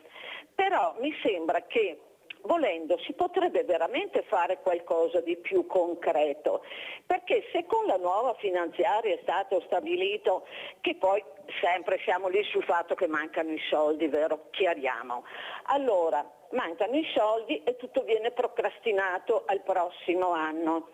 Però si decide che chi non paga le tasse, ma sì, dai poverini, li aiutiamo un po'. Io le faccio un esempio banale, signora. In Italia si viaggia intorno ai 100 miliardi all'anno di evasione fiscale. Bene, qualcuno ha detto, però poverini, fisco amico di chi evade, logicamente. Mi dispiace per il signor Matteo Salvini, ma lui è proprio un ideatore del fisco amico. Le faccio un esempio banale. 8 anni fa è morta la mia mamma, 95 anni, persona meravigliosa. Dopo 8 anni il fisco, anzi l'INPS per la precisione, ci invita noi fratelli a pagare una pensione di 780 euro che per errore è stata erogata alla mia mamma.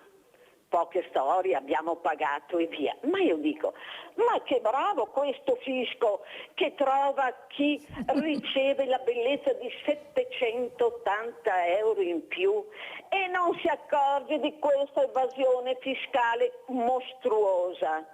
Allora io dico, tiro in ballo ancora Matteo, vero? Perché è una persona che, sì, blatera tanto perché deve acquistare voti, ma i 49 milioni di euro evasi, spariti nella Lega, chi è che ne ha più saputo niente?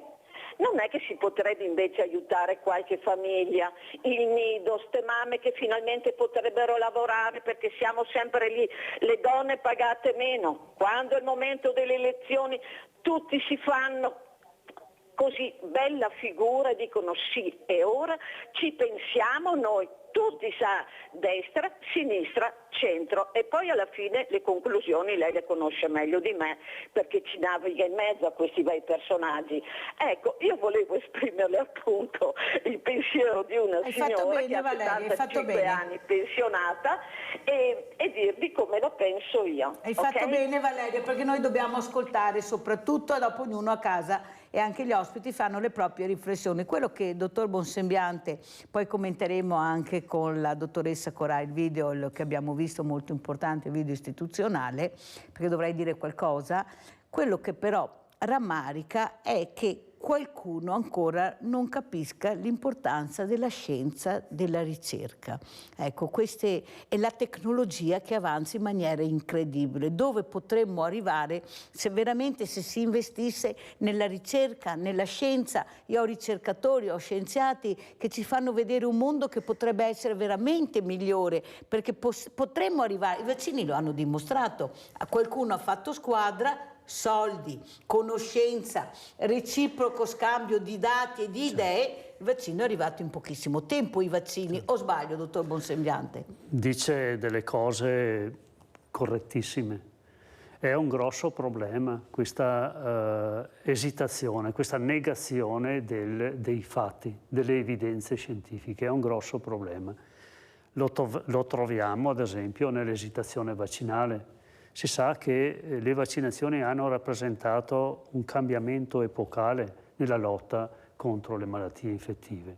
Eppure ci sono ancora molte resistenze Ma anche a livello di medici? A livello di medici molto meno a livello di medici c'è qualche resistenza. E una dimostrazione lampante di questa resistenza è purtroppo la percentuale bassa di sanitari che si vaccinano contro, ad esempio, l'influenza. Ho letto recentemente un libro di Massimo Galli, che è un infettivologo di Milano, che ha scritto un libro, Banale influenza, però la banale influenza era chiuso con un punto di domanda, e fa la storia di questa malattia nei secoli.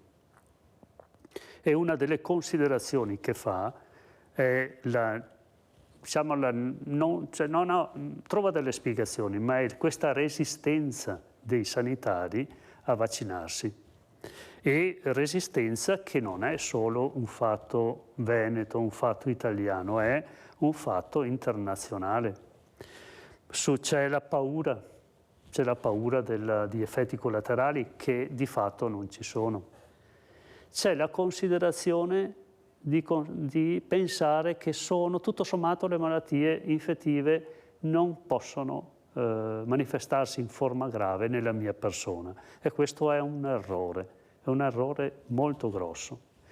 L'influenza non è mai banale, anche perché se si manifestasse in forma banale nella persona, però attorno alla persona vivono altre persone, altre magari decine di persone, che potrebbero essere soggetti fragili in cui la manifestazione dell'influenza non è affatto banale. E per un sanitario essere attorniato da persone fragili è la regola, perché per il suo lavoro è costantemente a contatto con persone fragili. Quindi non possiamo fare a meno di non fidarci della scienza, non possiamo.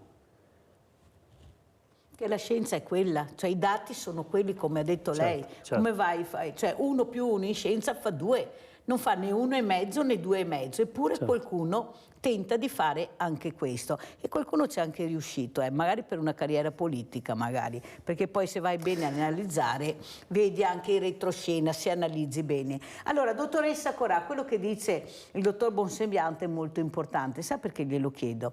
Perché forse il ruolo di volontari insieme, indipendentemente del CSV Belluno Treviso, che ha anche dei dati importanti e che aiuta anche a comporre questo puzzle terribile che è la burocrazia, forse dovrebbe essere un ruolo anche che fa questo volontari insieme, Perché? Perché Volontari Insieme ha le associazioni e le associazioni di volontariato sono tantissime e incontrano soprattutto le fragilità, soprattutto sono di supporto alle fragilità. Ecco, questo sarebbe un tema che mi piacerebbe partecipare, che ci fosse un tavolo per vedere anche noi di riuscire ad aiutare questi poveri medici che stanno cercando in tutte le maniere di far capire l'importanza della ricerca, della scienza, della vaccinazione in generale e soprattutto affrontare le malattie con un senso di responsabilità. Ecco, anche da cittadina glielo chiedo, dottoressa Corà, perché so che lei poi nel mondo del volontariato è cresciuta.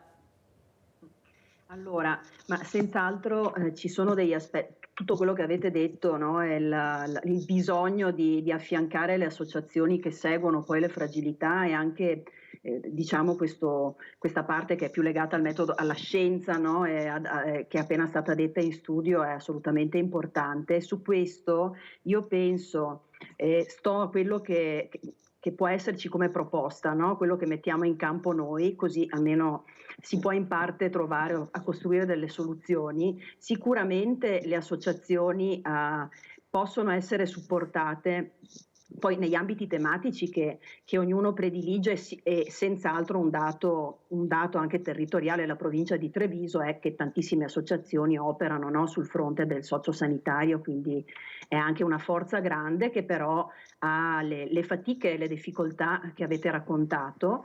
Ecco, su questo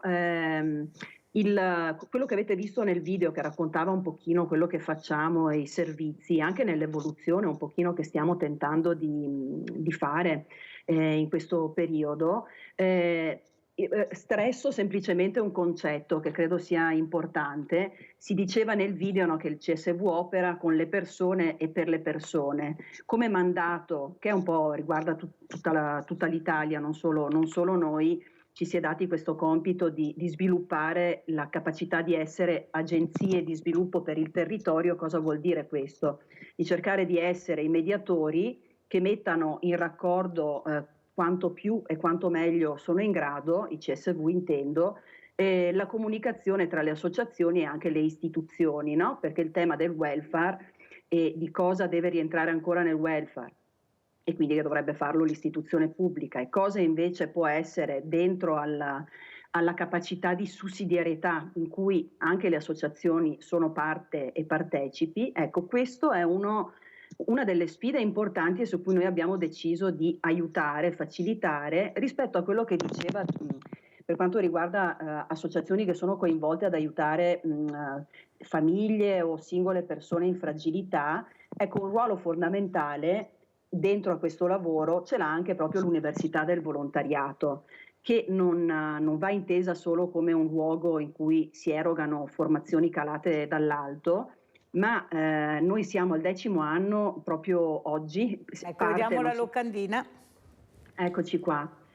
Siamo proprio al 10° anno che inizierà quest'anno di Università del Volontariato e sigliamo oggi i diplomi per chi ha frequentato il corso durante il 2022-23, e questo è stato un momento di riflessione importante per noi. Abbiamo preso tutti i dati degli ultimi 9 anni per capire anche come sta evolvendo il mondo associativo e cosa mettere in campo noi come formazione e supporto. E su questo domani ci sarà un interessante convegno proprio per ragionare su cosa serve al mondo del volontariato per essere più forte e cosa chi è intorno alle realtà del volontariato può fare.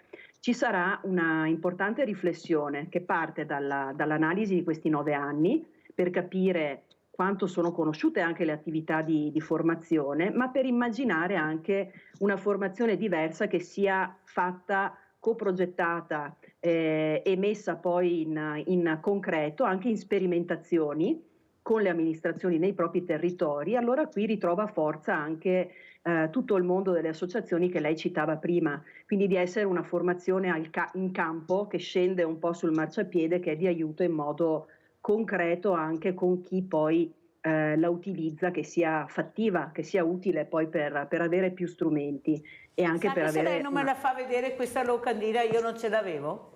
Ah sì? Ecco. Tanto allora, per fare capire come gira.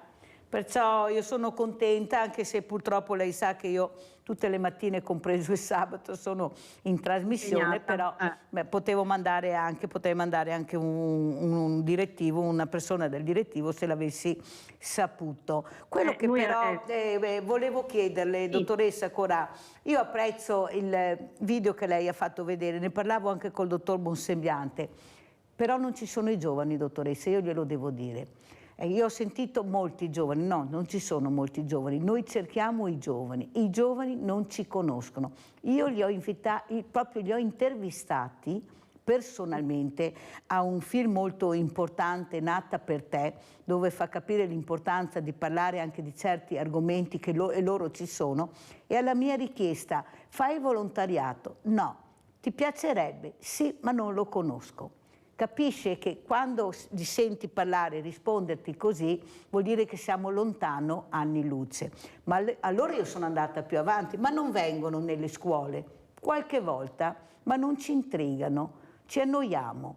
Capisce che forse il giovane, più che l'intervento a scuola, ha bisogno di toccare con mano quello che è il volontariato.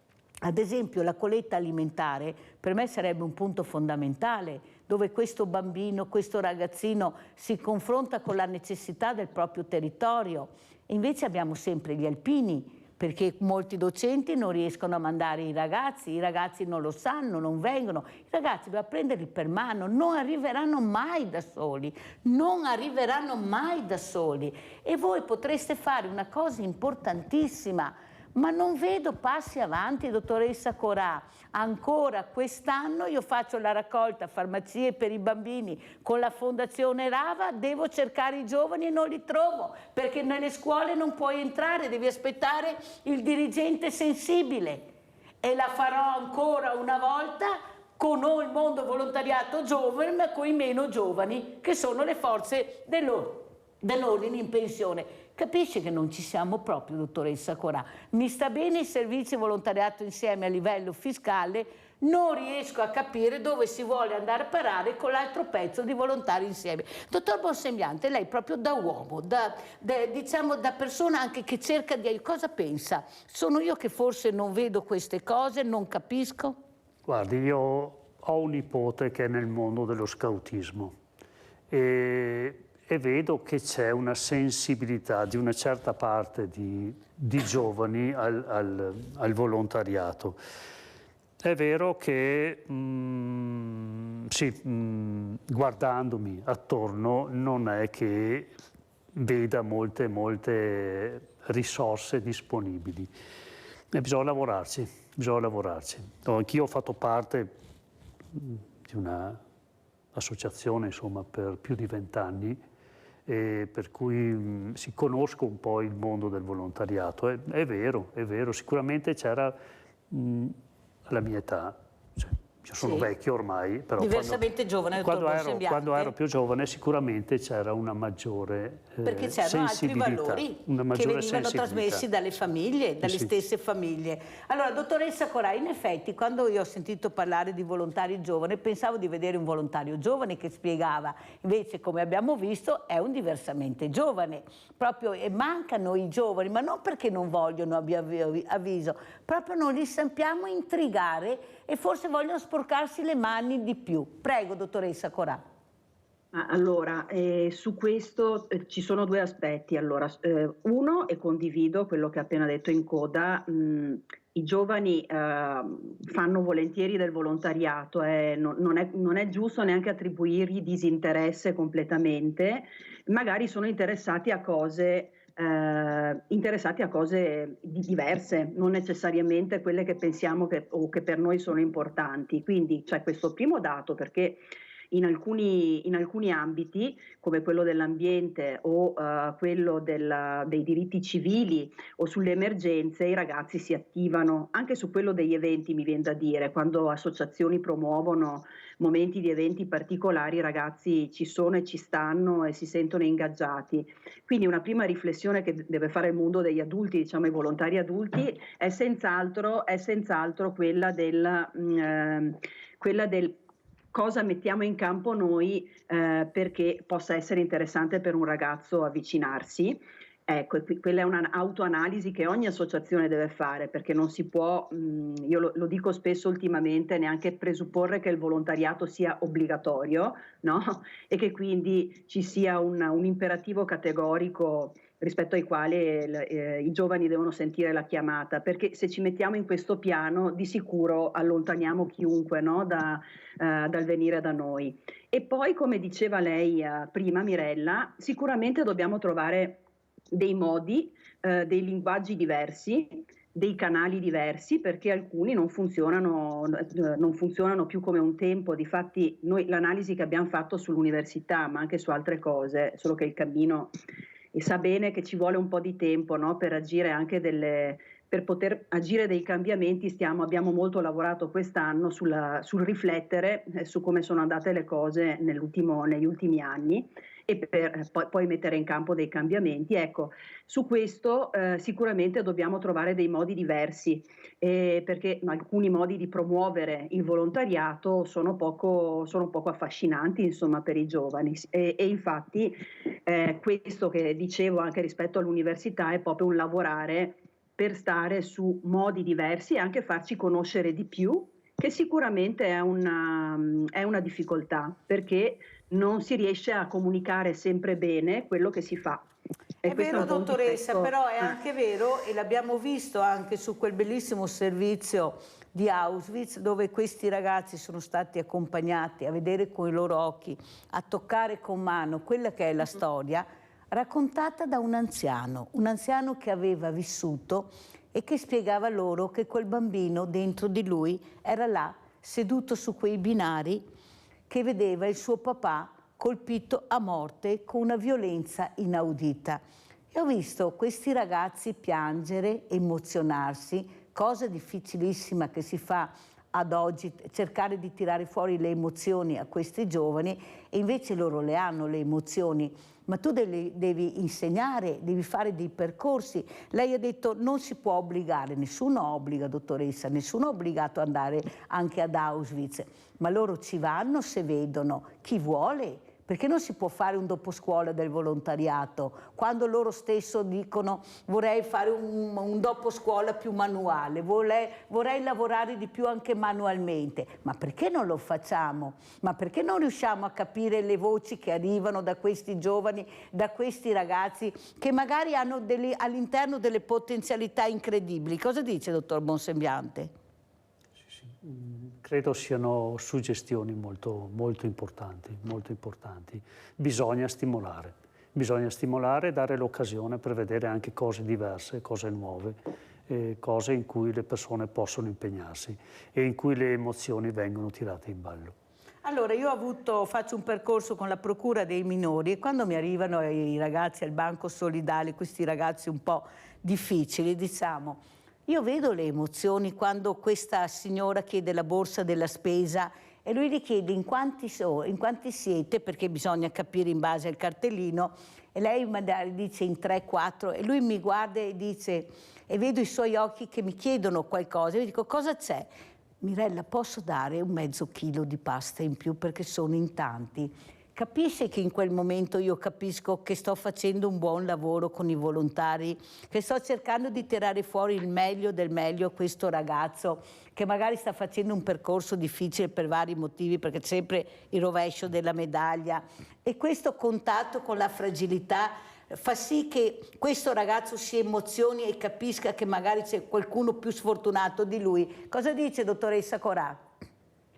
No, sono d'accordo con questa, cioè apprezzo anche come mette in campo e la tensione con cui racconta questo, e sicuramente non vorrei che passasse un messaggio diverso. Se i ragazzi riusciamo a coinvolgerli, poi loro ci stanno volentieri, anzi io ho visto per l'esperienza che ho personale che le attività di volontariato più potenti e più positive con i ragazzi giovani, intendo, sono quelle in cui a loro stessi vengono affidate delle responsabilità di gestire, di essere responsabili di alcune attività e gli viene fatta fiducia. Su questo non vedono l'ora, soprattutto i ragazzi dagli 11 anni ai 15, quella fascia dell'età scolare, della scuola media, che spesso ha proprio bisogno di avere dei riferimenti e delle regole. Questa è un po' una riflessione, credo, che oltre al mondo del volontariato sia proprio un po' interna alle nostre comunità educanti, no? Di capire in che meccanismo un po' più osmotico stare anche insieme ai giovani. Quando vengono sperimentate queste esperienze funzionano bene. Ci vuole, sa cosa? Ci vuole tempo, pazienza, avere il tempo di affiancare bene i nuovi volontari, mettiamoci pure nel campo largo, che siano giovani o meno giovani. E allora da questo punto di vista forse anche noi dobbiamo avere delle competenze, delle competenze diverse, dobbiamo molto accompagnare, essere un po' dei tutor per i ragazzi che si affacciano al mondo del volontariato. Quando lo si riesce a fare, ovviamente impegna tempo e dedizione, dà sempre dei buoni risultati, come ci sta raccontando lei stessa, no? Nelle esperienze all'interno del banco alimentare. Sono tutte positive, eppure sono anni che facciamo questo e devo dire la verità che ho avuto anche i complimenti di questi tutor ed è una cosa molto bella e ringrazio anche il mondo del volontariato in generale perché ci spendiamo molto per recuperare questi ragazzi, nessuno lo dice, non facciamo parole, noi facciamo fatti reali. Dottor Bonsembiante, che appello vuole fare prima di lasciarci proprio in merito a quello che ha spiegato questa mattina, ecco, capire le persone, gli addetti ai lavori, quelli seri, quelli che dicono la verità, quelli che cercano di aiutarti a fare un percorso migliore per la tua qualità di vita, per la tua salute. Prego, dottor Bonsembiante. È difficile dire qualcosa di significativo in merito. Credo che la prima cosa da fare è dire non viviamo da soli, ma viviamo in un mondo fatto di tante persone, una diversa dall'altra. E questa diversità non deve essere una cosa negativa, ma anzi una cosa che ci fa crescere e in cui noi dovremo cercare sempre di capire chi ci sta di fronte.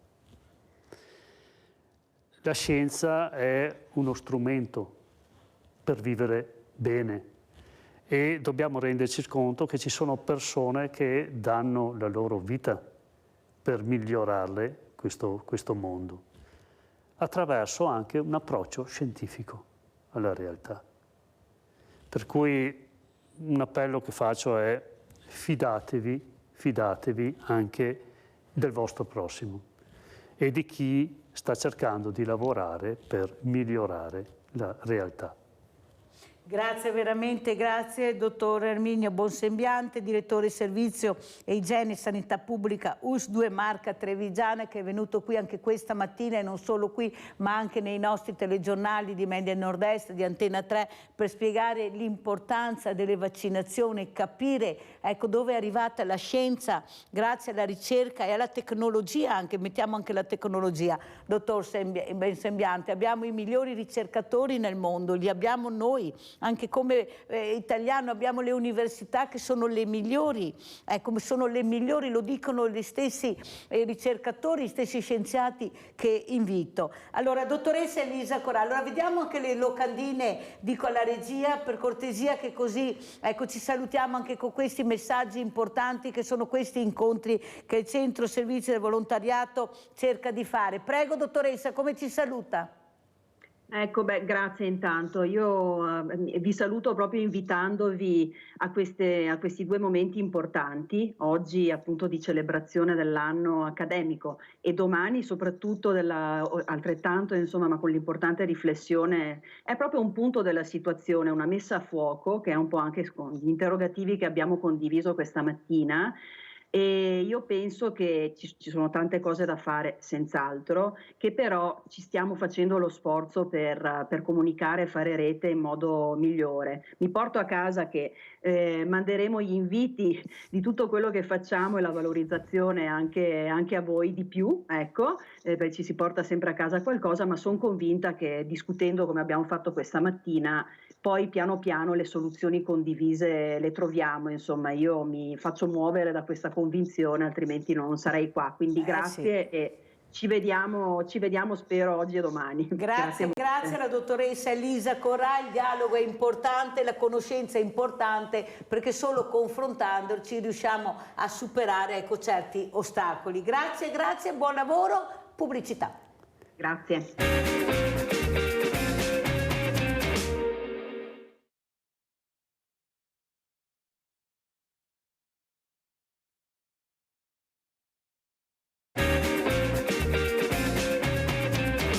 Presento altri due graditissimi ospiti. Abbiamo in presenza l'avvocato Valentina Pizzol, avvocato diritti civili. Abbiamo collegato da Aleghe Felice Gaiardo, presidente coordinamento Agordino Zoldano Volontari Ambulanze, sempre in tema siamo. Grazie anche a lei, presidente, di essere qui con noi. Allora io partirei proprio dall'avvocato Valentina Pizzol, avvocato diritti civili, per capire in che fase siamo per quanto riguarda i diritti civili. Io ho visto questo film bellissimo, Nata per te, sono andata a vederlo, visto che anche è un mio carissimo amico e voi lo conoscete, questo uomo che è riuscito ad adottare questa bambina Down che nessuno voleva, dobbiamo spiegare, i ben pensanti, ecco, il ciccio bello quando adotto, voglio non tutti, ma dobbiamo parlare. E invece è riuscito ad avere un diritto, questo è un diritto civile che forse mancava e manca al nostro paese. Prego dottoressa, cosa ci racconta? Grazie intanto per l'invito. Purtroppo stiamo vivendo un periodo medievale, possiamo definirlo così, cioè nel senso stiamo tornando veramente indietro in materia di diritti civili. Tutto quello che si è fatto negli ultimi anni, che erano delle piccole conquiste come l'introduzione della legge sulle unioni civili, ecco, adesso invece stiamo respirando un clima completamente contrario, quindi non è un bel periodo sicuramente. Ma soprattutto vedo che sono proprio le fragilità che ne pagheranno le conseguenze di queste leggi assurde, di questi diritti anche tolti, non dovuti, e soprattutto non si riesce ad ascoltare chi invece fa parte di questi diritti. Cosa vuole questo bambino, questa bambina, questo uomo, questa donna? E là forse ascoltare, manca l'ascolto, avvocato, secondo lei?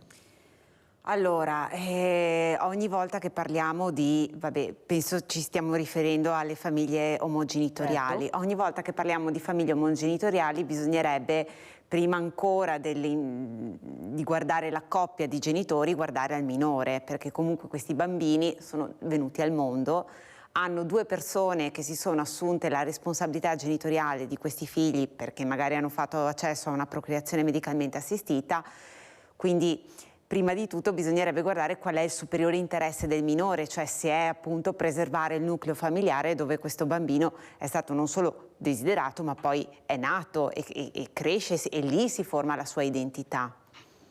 Infatti anche la Premier Meloni proprio in questi giorni forse deve cambiare il suo modo di dire famiglia. Dio, patria, famiglia, perché la famiglia non è più quella che era prima, cioè questa bambina non ha più il suo papà vicino, non c'è niente da dire, c'è la mamma, ma non c'è il papà e non c'è più la famiglia che questa Premier ha sempre difeso, o sbaglio, avvocato? Allora, ci dimentichiamo sempre che il concetto di famiglia non è un concetto biologico, è un concetto sociale, cioè cosa definisce famiglia non è la questione sanguigna, cioè nel senso, se noi apriamo un codice civile e scopriamo banalmente che anche il figlio adottato diventa figlio a tutti gli effetti di quella coppia, quindi la questione del legame di sangue, del fatto che la famiglia è quella essenzialmente naturale, fondata sul matrimonio, non è più così, cioè bisogna per forza tenere a mente che la società cambia e i concetti evolvono. La famiglia è uno di questi. La famiglia non è più quella tradizionale composta da madre, padre, sposati e con figli. La famiglia ce lo insegna la quotidianità, perché è sufficiente pensare agli amici che abbiamo, ai familiari che abbiamo, quante coppie sono divorziate, quante coppie si sono ricomposte, cioè nel senso magari marito e moglie divorziano e poi la ex moglie si rifà una vita con un altro uomo, ha altri figli. Cioè, quindi il concetto di famiglia tradizionale non è un cavallo di battaglia da portare avanti, perché ormai non esiste più, cioè sono dei panda quelli che hanno ancora la famiglia. Quello che rammarica è che però fanno la predica certe persone che dovrebbero stare zitte, perché poi si conoscono la realtà, che magari hanno amanti, ecco, sono omosessuali, nonostante avendo anche una famiglia normale, però Dio, patria, famiglia. Allora queste persone dovrebbero capire che non tutti non vedono. C'è persone che dicono guarda questo qua cosa dice, perché poi sono messaggi devastanti che arrivano alla società civile. Tanto è vero che sono riusciti a mettere uno contro l'altro, che è il mondo dei poveri, ci sono riusciti. Io non vorrei che arrivassimo anche a questo, perché sono delle persone per bene. Io raccontavo all'avvocato che ho avuto ospite questa coppia, che lui era donna, è diventato uomo, lei era uomo, è diventata donna, non vedente di recanati, e devo dire che ha vinto l'amore, ha vinto quella parte delle persone, perché sono persone, ecco, non sesso, delle persone che vivono la loro quotidianità e sono accettate, perché dove abitano sono persone che le hanno accolte perché sanno chi sono, il loro comportamento è quello che va, il loro amore alla fine vince. Prego, avvocato. Ma sì, cioè, stiamo parlando di persone in primis, ed è proprio per quello che nella vicenda proprio delle famiglie omogenitoriali bisognerebbe guardare al superiore interesse del minore, perché l'orientamento sessuale di una persona non ne determina l'idoneità o l'inidoneità genitoriale. Lo ha chiarito più volte, dei tribunali territoriali hanno specificato che l'orientamento sessuale in punto di capacità genitoriale influisce tanto quanto una fede religiosa o una fede calcistica, cioè non ha delle ripercussioni sulla capacità di crescere, di esercitare la cura morale e materiale di quel minore.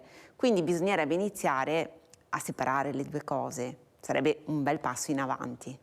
Allora adesso passiamo anche al nostro ospite Felice Gaiardo, presidente coordinamento Agordino Giordano Volontari Ambulanze.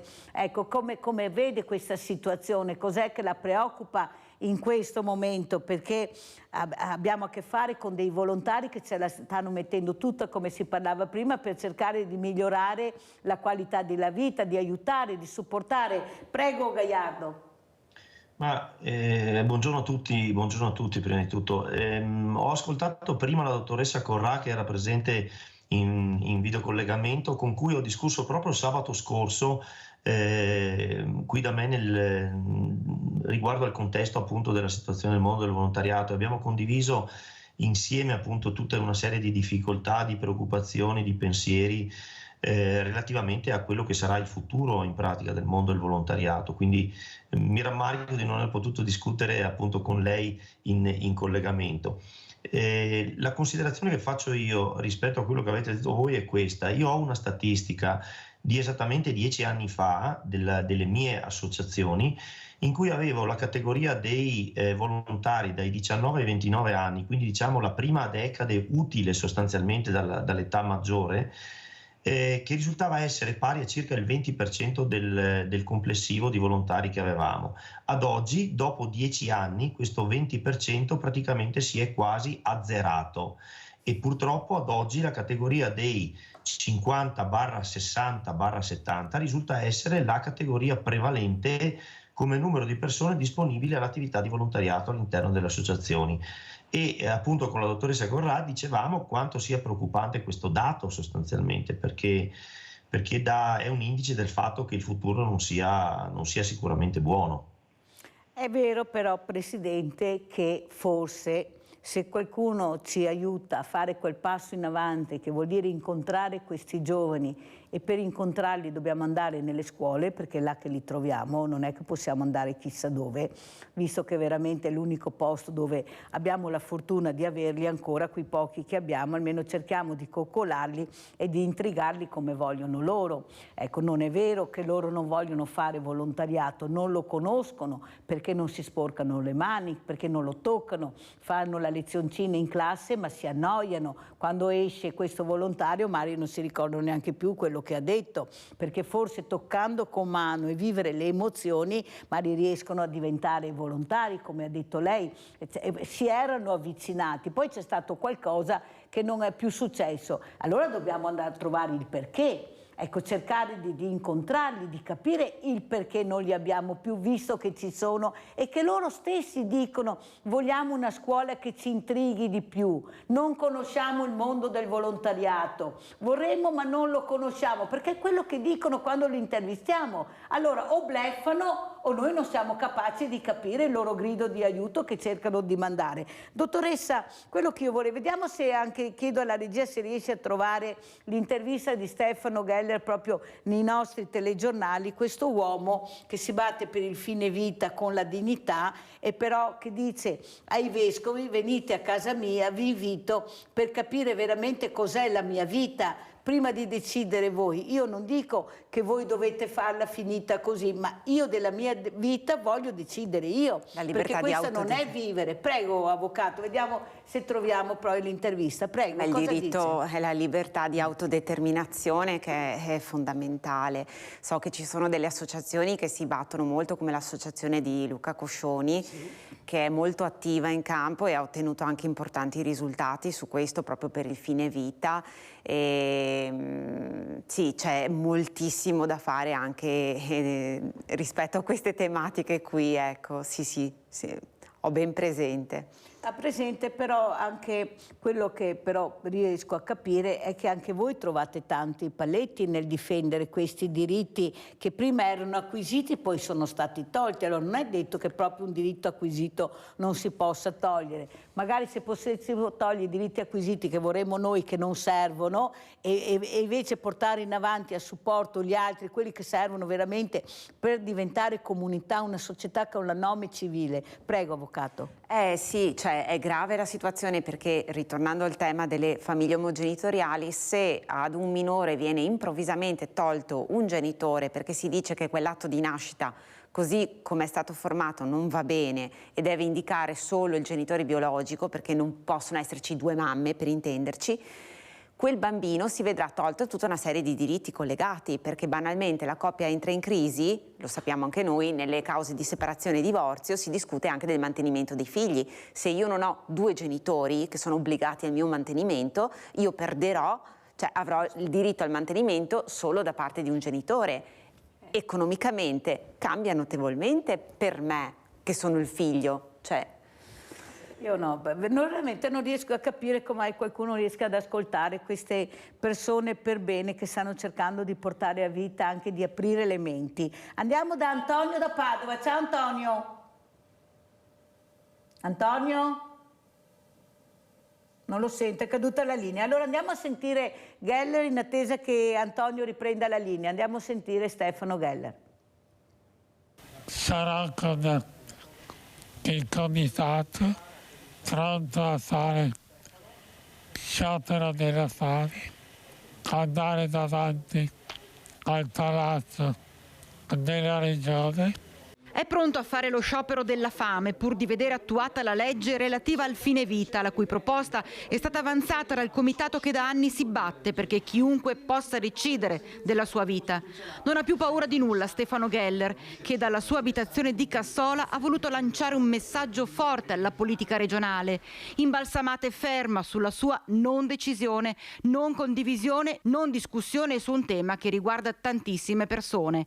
Geller il 13 ottobre 2022 ottenne dall'Ulsette Pedemontana l'autorizzazione al fine vita. Il suo un caso isolato, assieme a un altro del Veneto, come ci spiega Diego Silvestri del comitato promotore. Le due domande che finora ci sono state, quella di Stefano Geller e quella della signora Gigliola della Marca Trevigiana, hanno ricevuto una risposta senza intermediazione dei tribunali. Abbiamo mandato una lettera a tutti i capogruppo, quindi a tutta la politica, e attualmente non abbiamo alcuna risposta. Siamo in attesa e l'ultimatum, bruttissima parola, l'ultimatum scade venerdì. Sono passati 100 giorni da quando voi avete chiesto una risposta, 100 giorni di totale silenzio, e sembra addirittura che soprattutto la parte della maggioranza politica si nasconda davvero dietro un dito pur di non affrontare queste questioni. Allora, noi abbiamo depositato le firme, le sottoscrizioni di questa iniziativa popolare il 30 di giugno a Palazzo Ferrofini.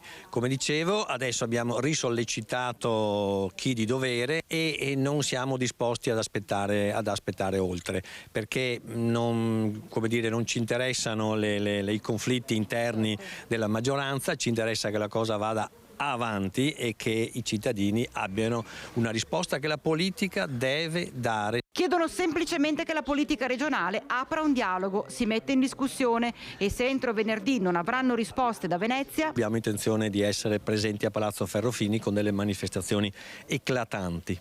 Stefano Geller è pronto a scendere in piazza. Mi è stato riconosciuto questo diritto che quando potrò mettere fine alla mia vita, e questa cosa mi ha dato molta serenità e anche voglia di andare avanti e di fare qualcosa per gli altri. E si rivolge direttamente ai consiglieri regionali. Vorrei invitare personalmente a casa mia i consiglieri regionali che hanno dei dubbi o sono contrari a confrontarsi con me e capire le ragioni dei malati che soffrono. Non c'è altro da aggiungere, a parte la frase che Stefano ha stampata sulla sua maglietta: la mia vita appartiene a me. Ha perso la linea Antonio, ma l'ha ripresa Giusy. Ciao Giusy. Ciao Mirella, buongiorno all'avvocato Pizziol. Allora, avvocato Pizziol, quando due non vanno d'accordo va bene la separazione, che una volta avevamo più educazione nel vivere assieme, non tutte, perché una volta anche le donne erano trattate proprio da niente, da nulla. Però adesso quando si separano, dottoressa, che la moglie si trova un compagno, Mirella, che questo discorso l'ho fatto migliaia di volte, e convivono assieme, la donna ha una figlia, premetto non tutte, e il compagno abusa della figlia, e addirittura dei casi che la donna è consenziente, non denuncia il nuovo compagno. Cosa mi dice, dottoressa? Questo è il guaio grave di queste nuove unioni, perché bisogna stare anche attenti se hai una figlia femmina in casa, giovane. Se è adulta può farlo anche, però una piccola non si deve abusare, insomma, questo volevo dire. E la mamma, ho visto un caso, tempo fa, consenziente, non ha denunciato il compagno. La ringrazio. Abbiamo sentito Giusy, prego, avvocato Pizzol. Sì, stiamo parlando di famiglie ricomposte dove magari il nuovo compagno della madre ha esercitato degli abusi nei confronti della figlia della compagna.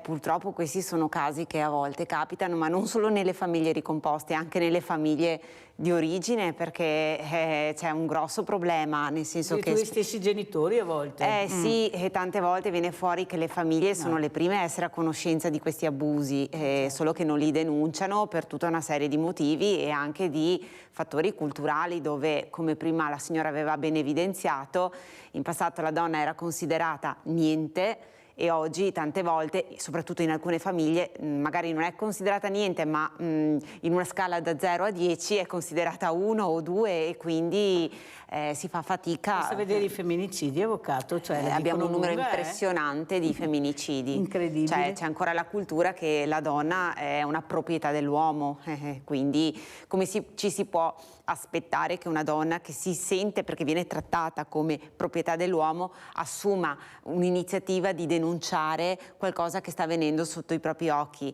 Cioè, ce lo si aspetta da una donna che ha fatto un certo percorso culturale di affermazione di identità, da una persona che invece è vissuta all'ombra ed è stata sempre considerata poco di niente. Questa iniziativa magari non sempre avviene, purtroppo, ma lì è proprio un fattore culturale, bisogna cambiare la mentalità.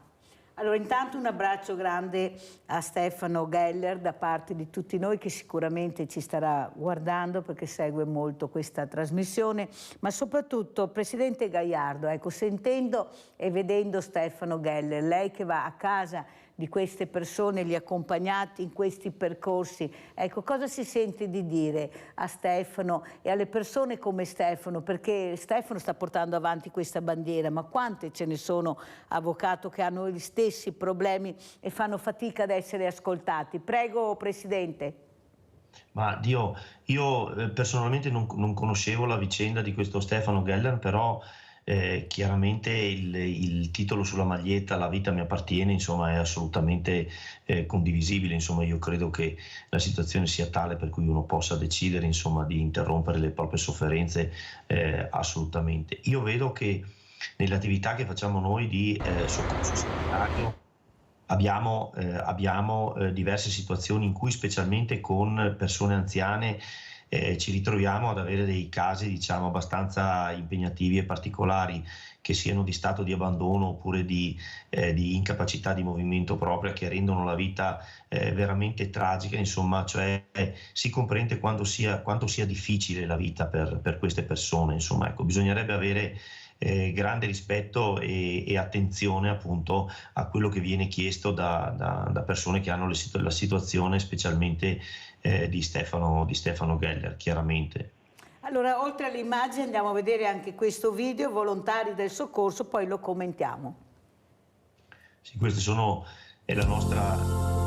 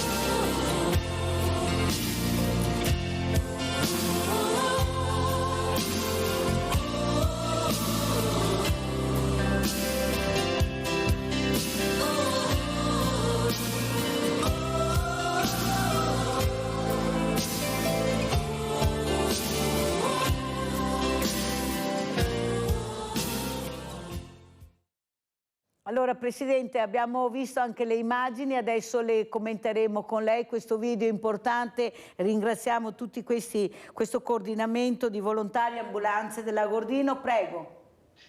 Molto interessante questo video, perché vedo che i colleghi di Bassano e Linea di Massima fanno le stesse cose che facciamo noi. Vedo addestramento, vedo assistenza, vedo soccorso, vedo un po' di tutto. Quindi possiamo sicuramente confermare che la Regione Veneto, da nord a sud, da est a ovest, ha un sostegno da parte del mondo del volontariato, in questo caso nel campo sanitario, che risulta essere molto consistente. Diciamo che qui da noi poi in montagna ancora di più l'attività del volontariato risulta essere, diciamo, strategica e fondamentale rispetto a quelle che sono le condizioni generali del servizio sanitario, perché ovviamente siamo territori un attimo più decentrati e quindi la nostra presenza risulta essere assolutamente determinante nel contesto, diciamo, del soccorso generale. Però sono molto contento nel vedere appunto che ovunque nel territorio veneto, in cui c'è grande risposta da parte del mondo del volontariato, ci sia questa attività così importante. Molto molto bene. Però, Presidente Gaiardo, io sono convinta che dobbiamo fare più squadra, dobbiamo conoscerci di più, perché molte volte proprio non ci conosciamo, non sappiamo chi esiste, cosa fa, chi fa cosa. Prego, Presidente. Ma diciamo che noi del coordinamento Agordino Zoldano Volontari Ambulanze siamo proprio la dimostrazione di quello che è fare squadra. Noi siamo 7 associazioni che sono distribuite su di un territorio montano dell'Agordino e dello Zoldano, 2 vallate montane ed impervie, quindi con grandi difficoltà. E quest'anno sono 30 anni che abbiamo creato questo coordinamento, quindi questa unione dell'attività delle associazioni che operano, diciamo, in perfetta sintonia in collaborazione con il SUEM Centrale Operativa 118 della provincia di Belluno, ovvero di Pieve di Cadore. Diciamo che la dimostrazione è che c'è la possibilità di creare una rete sostanzialmente che possa essere efficace in un territorio che presenta particolari difficoltà, però la verità è che alla fine tutto sta in piedi perché ci sono poche persone che gestiscono questa situazione, quindi alla fin fine è l'uomo ancora che conta nell'organizzazione, diciamo, di questo meccanismo. Ecco, ha fatto bene a spiegarlo, ma soprattutto il rammarico grande che ho, che anche lei ha condiviso, che forse dobbiamo arrivare ai giovani, fare squadra, però arrivando ai giovani, più sinergia. Allora andiamo a sentire invece, visto che si parla di diritti, cosa dice questa mamma. 800 euro mamma, ecco come si vive. Andiamo a sentire. Andiamo a Venezia.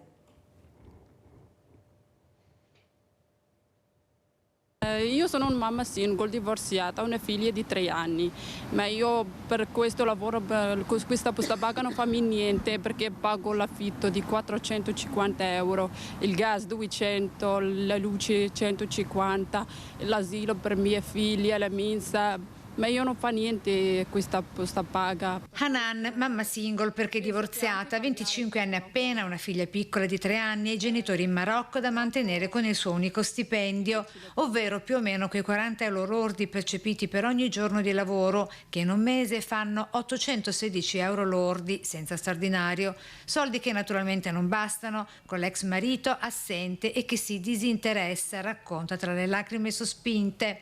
Padre della mia figlia sempre non messi d'accordo con me, non vuole aiutarmi per sua figlia, c'è tanti problemi per mia vita, ma per questo io ho bisogno di lavoro più... Lavoro fisso, che comunque ti dia più garanzie. Un lavoro fisso meglio per me perché sono una padre e una madre, tutto sono io. È bella Hanan, sorride nonostante lo sconforto e la grande tristezza. È forte e coraggiosa Hanan perché nonostante i problemi continua a lottare anche con questi 2 giorni di mobilitazione. Lo fa per la sua bimba, per darle quel valore di protezione e amore nel quale si possa sentire al sicuro, dice, a casa, in famiglia, con la sua mamma, che viste le telecamere non si vergogna di chiedere a sua volta sostegno e un aiuto concreto, magari con un nuovo lavoro. Sono un po' dura perché ho trovato tanti problemi con la mia vita. Forza. Sì. Allora, Avvocato Pizzol, questo problema che si parlava prima di questo bambino, di questo ragazzo che non ha più i 2 genitori, le 2 figure che possono aiutarlo economicamente, perché qualcuno dice no, da questo momento in poi ce n'è solo uno. E come si vive? Prego.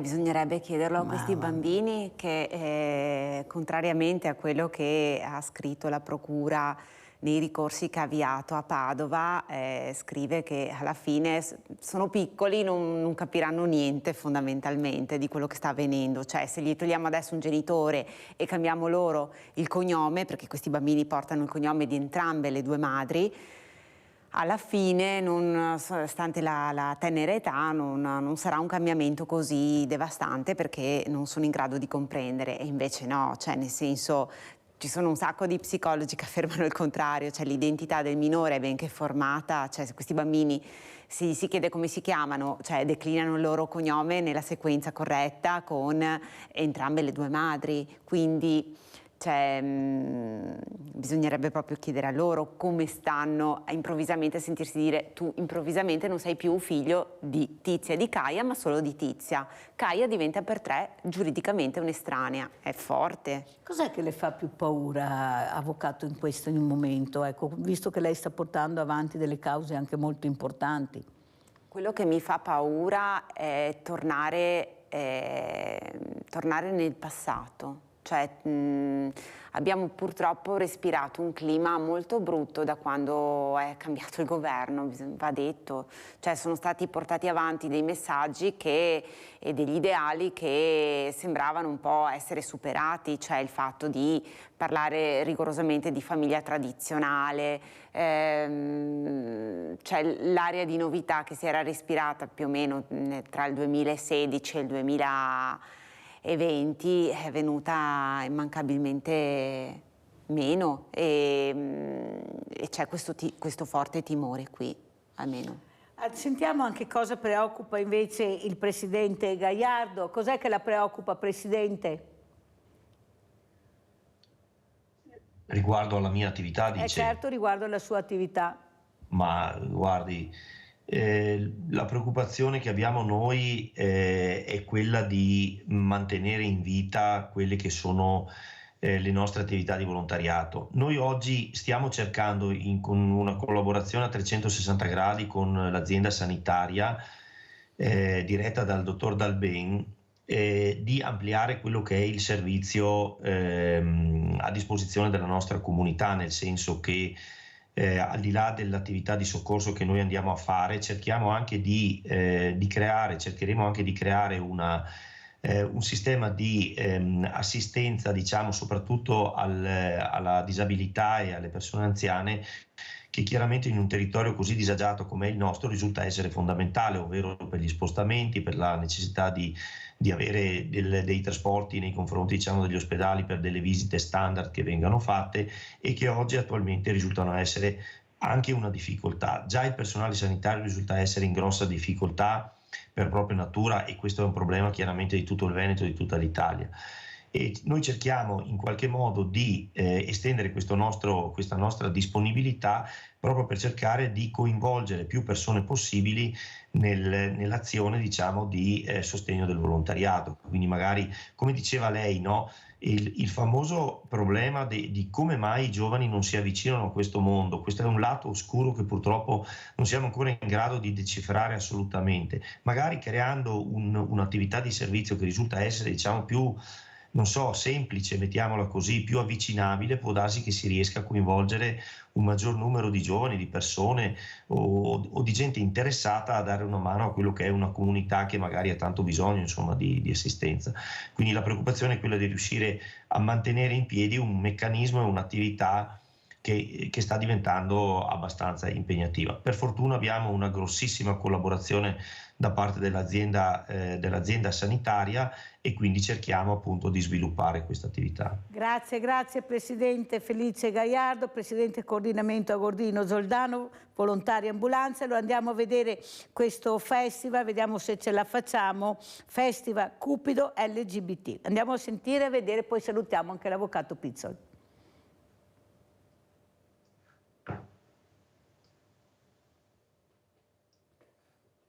Anche quest'anno il coordinamento LGBT Treviso è in tutta la città per presentare una serie di 10 eventi che vengono organizzati appunto in concomitanza della giornata internazionale contro l'omofobia, la bifobia e la transfobia, che sarà il 17 maggio.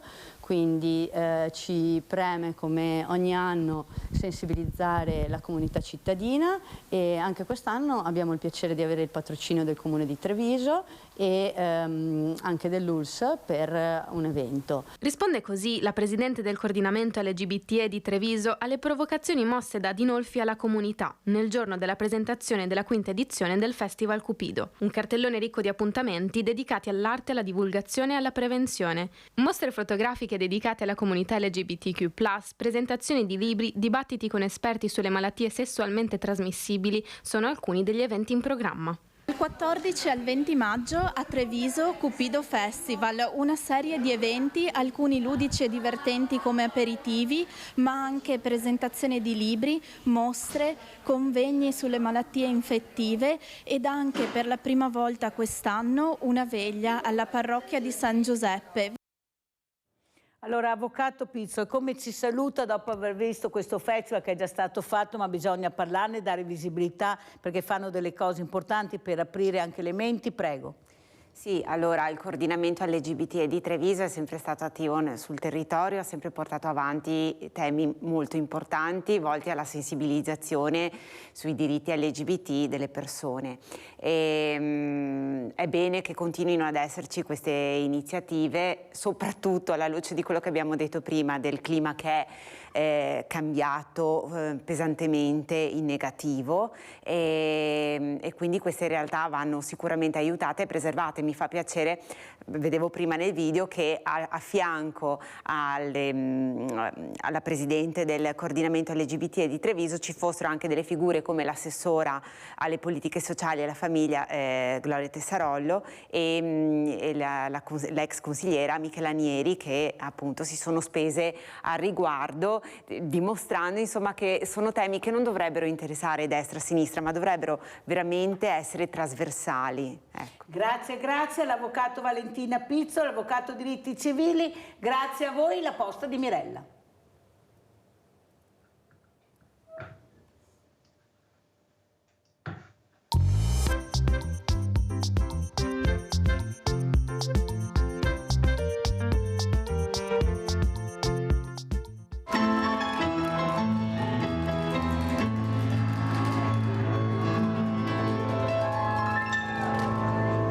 Oggi